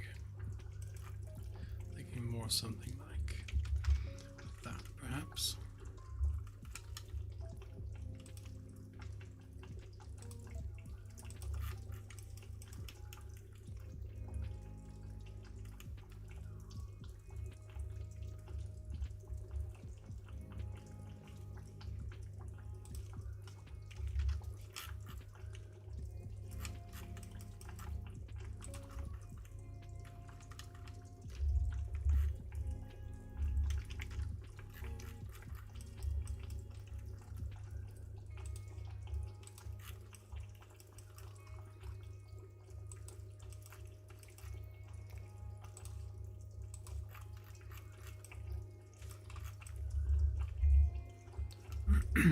Yeah, so the storage would be there, which means the scientists and or deck crew coming to grab the cargo don't actually need to step foot into what is essentially an operations area with little probes flying about all over the place.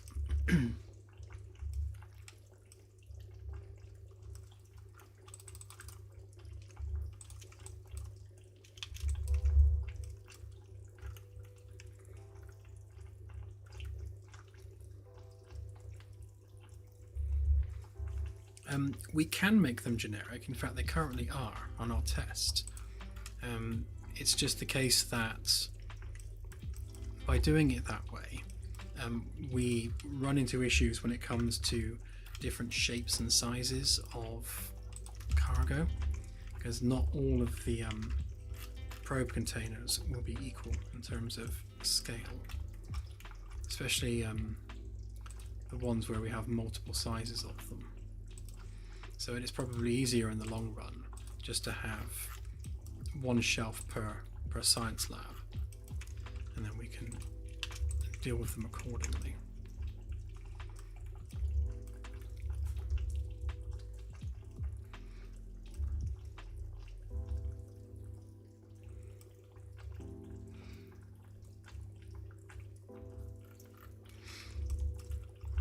Yeah, so I guess that's the point, isn't it? You wouldn't want to constantly get one thing if you're then overloading that individual lab with stuff, because once all the lab storage is taken up, then you're just dumping things on the floor at that point.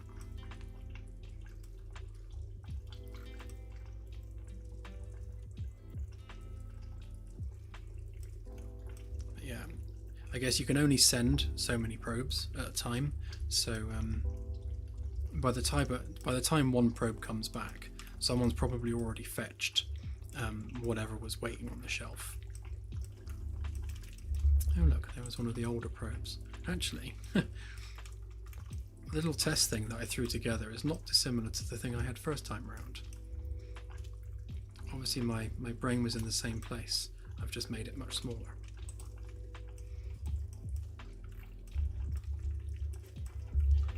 Maybe also from a lore / story perspective, we need to make these big enough that a person could ride in one.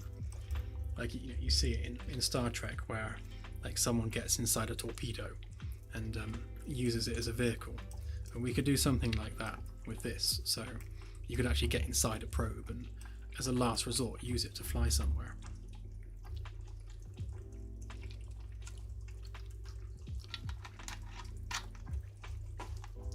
Oh no, I've run out of tea and water.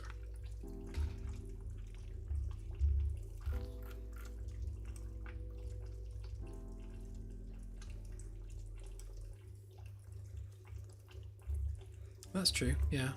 Yeah, probes don't all need to be the same size. We could have big ones if we were going to get something big.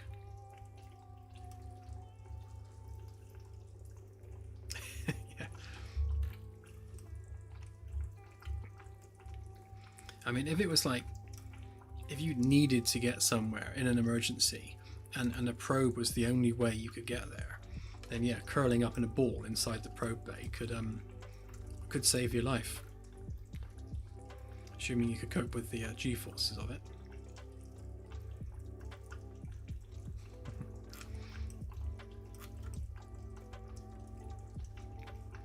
Let's just export this a minute, and I can't remember which side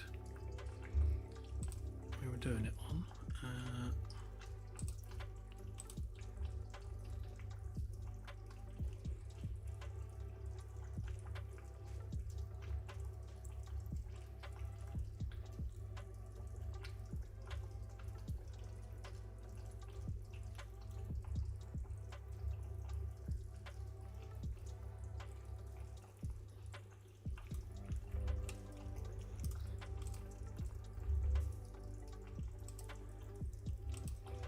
So that side's the mirror side, which means we need to export that one.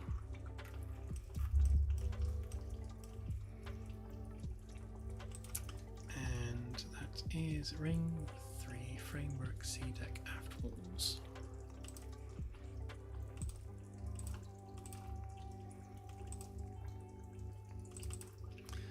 Ring 3 framework. Have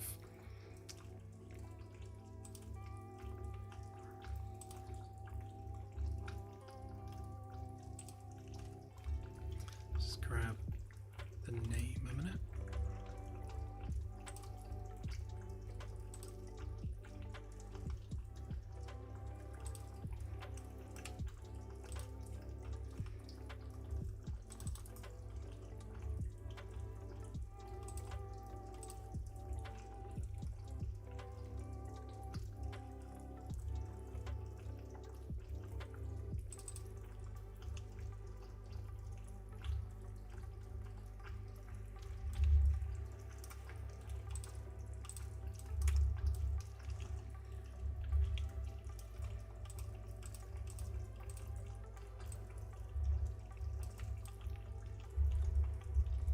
Yeah, so what I'm picturing around here is essentially a gantry that runs across with like an overhead crane and some kind of 3D print bed that prints out the payload section. So the idea is each one of the parking bays will have a little control panel next to it, where you select what type of payload bay you need. And then when you press the button, it 3D prints that payload bay and then cranes it into the probe. And then once it's got its payload bay, then the launch button will come up. And I guess you would also have the ability to enter coordinates there as well. So when you press launch, it then trundles onto its little launch pad there, and then goes off and does its mission. And then when it comes back, that detail will be cleared. And I guess, yeah, I guess it's then a choice thing whether or not you keep the payload bay as is, Although I guess it still needs to 3D print the cargo handle, the actual cargo container. So maybe after the probe comes back, it goes through a cleaning and processing cycle where it removes and recycles the cargo, the payload bay, ready to create another one next time you configure a probe. Configuring one doesn't need to take that long. Maybe like 10 to 15 seconds to select and print and insert the payload section that you need.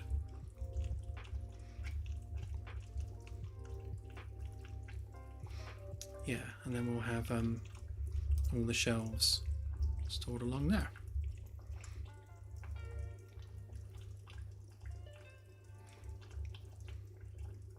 Yeah, so we'll need to work out, I guess, based on like these units here, for example, where we've got different sized storage sections for different size cargo. We'd need one that has, I guess, like three of those, and maybe like 4 of those. That would constitute one shelf that would fit into there. Let's have a look a minute. See how big that would actually be.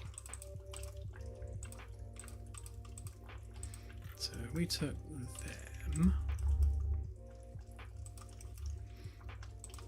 and then we took autosave.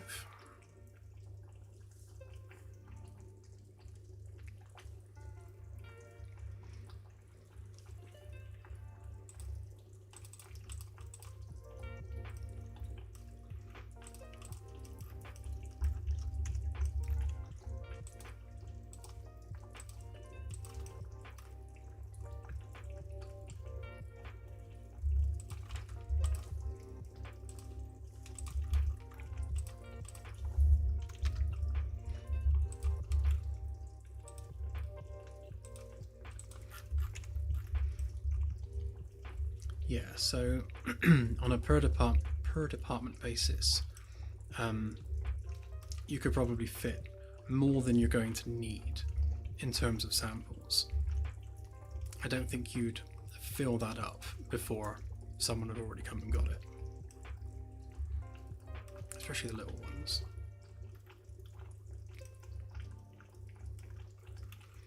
And then we can always extend these forward so they all line up.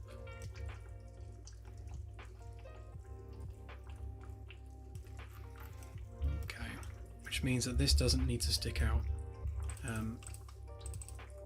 anywhere near as far necessarily. We only need kind of space to walk around it.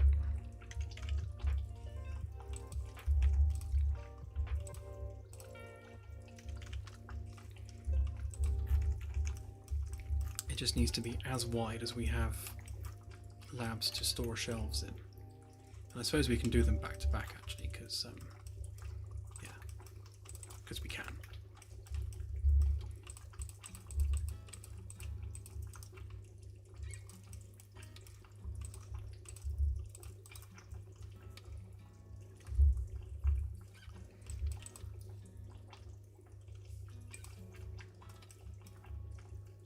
I need to move the flip option to the right click menu rather than having to go up here to tools.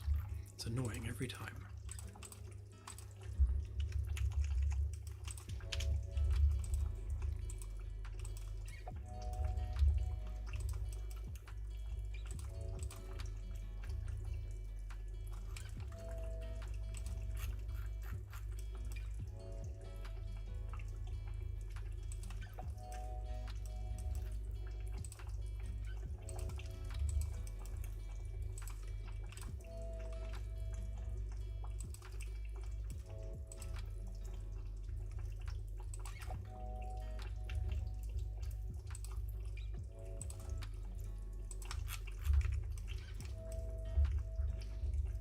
Yeah, something like that. We've got, I think it was 12 labs, wasn't it, at the last count? So, what's that? That's 5.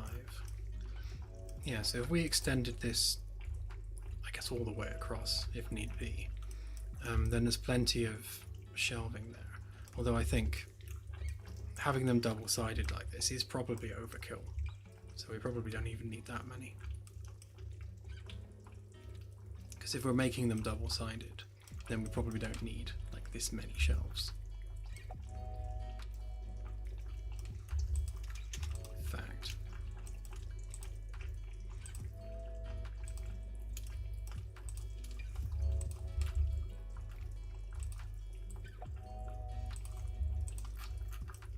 I mean, if we were doing that back to back,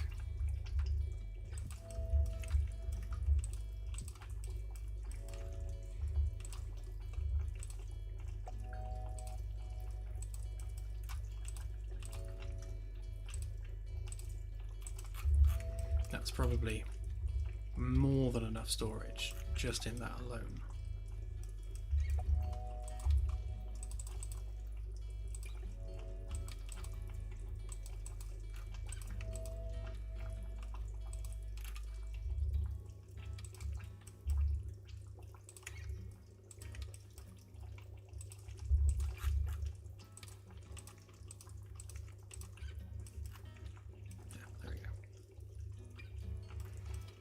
Then this room actually doesn't need to be any bigger than, say, that.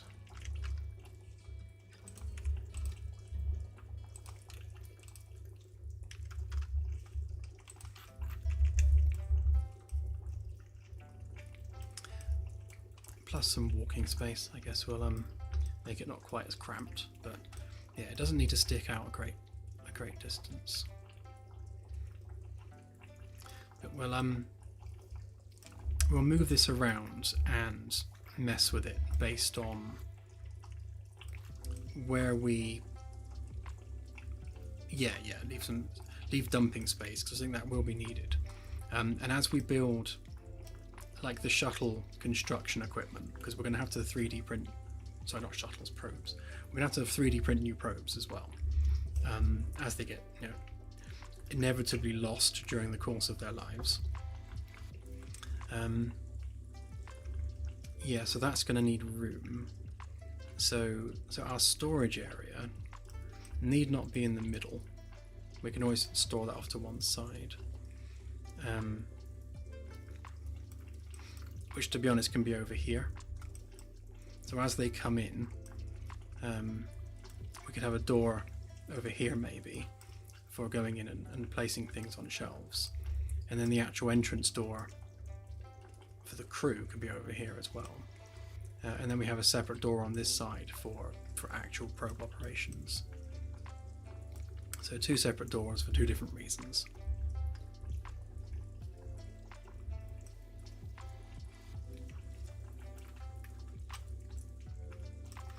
How much room is that anyway? It's only a meter, so generally I try and leave 2 meters for stopping NPC nonsense, or at minimum 1.5 meters, just so they're not like falling over one another and stuff. It just gives them room to maneuver around. Yeah, and then if we do another 2 meters there, means that would go to there.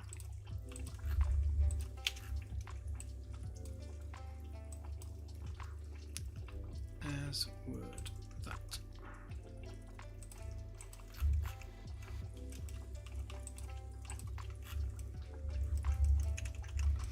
Yeah, just gives it a bit more breathing room. And it's still not taking up much of the probe bay in terms of usable space.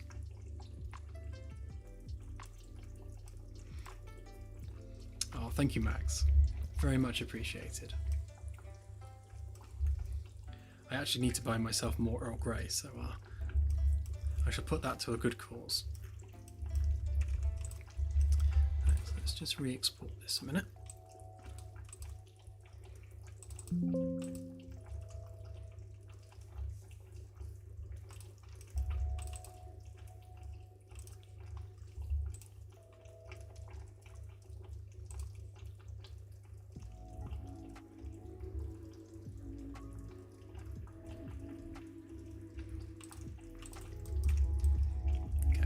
what it looks like in engine.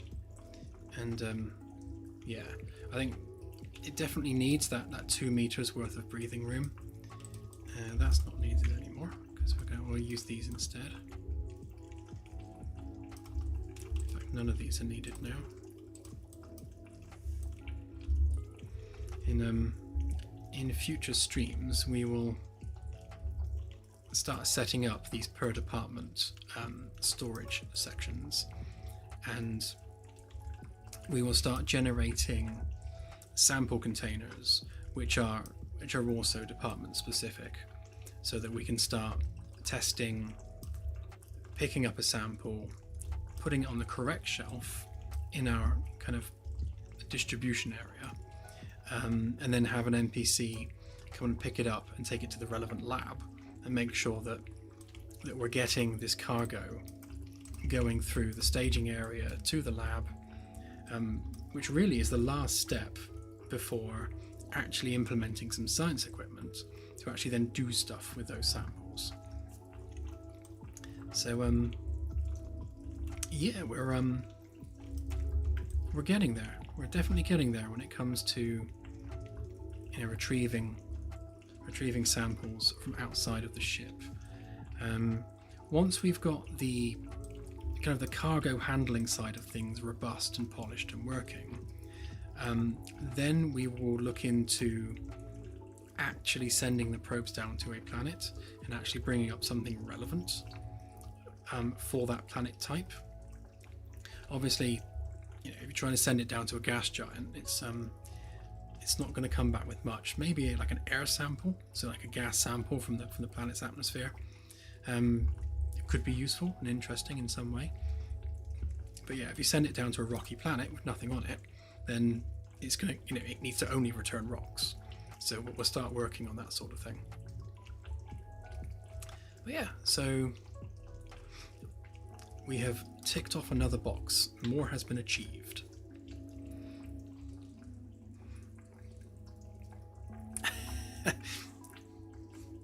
Thank you, Delta.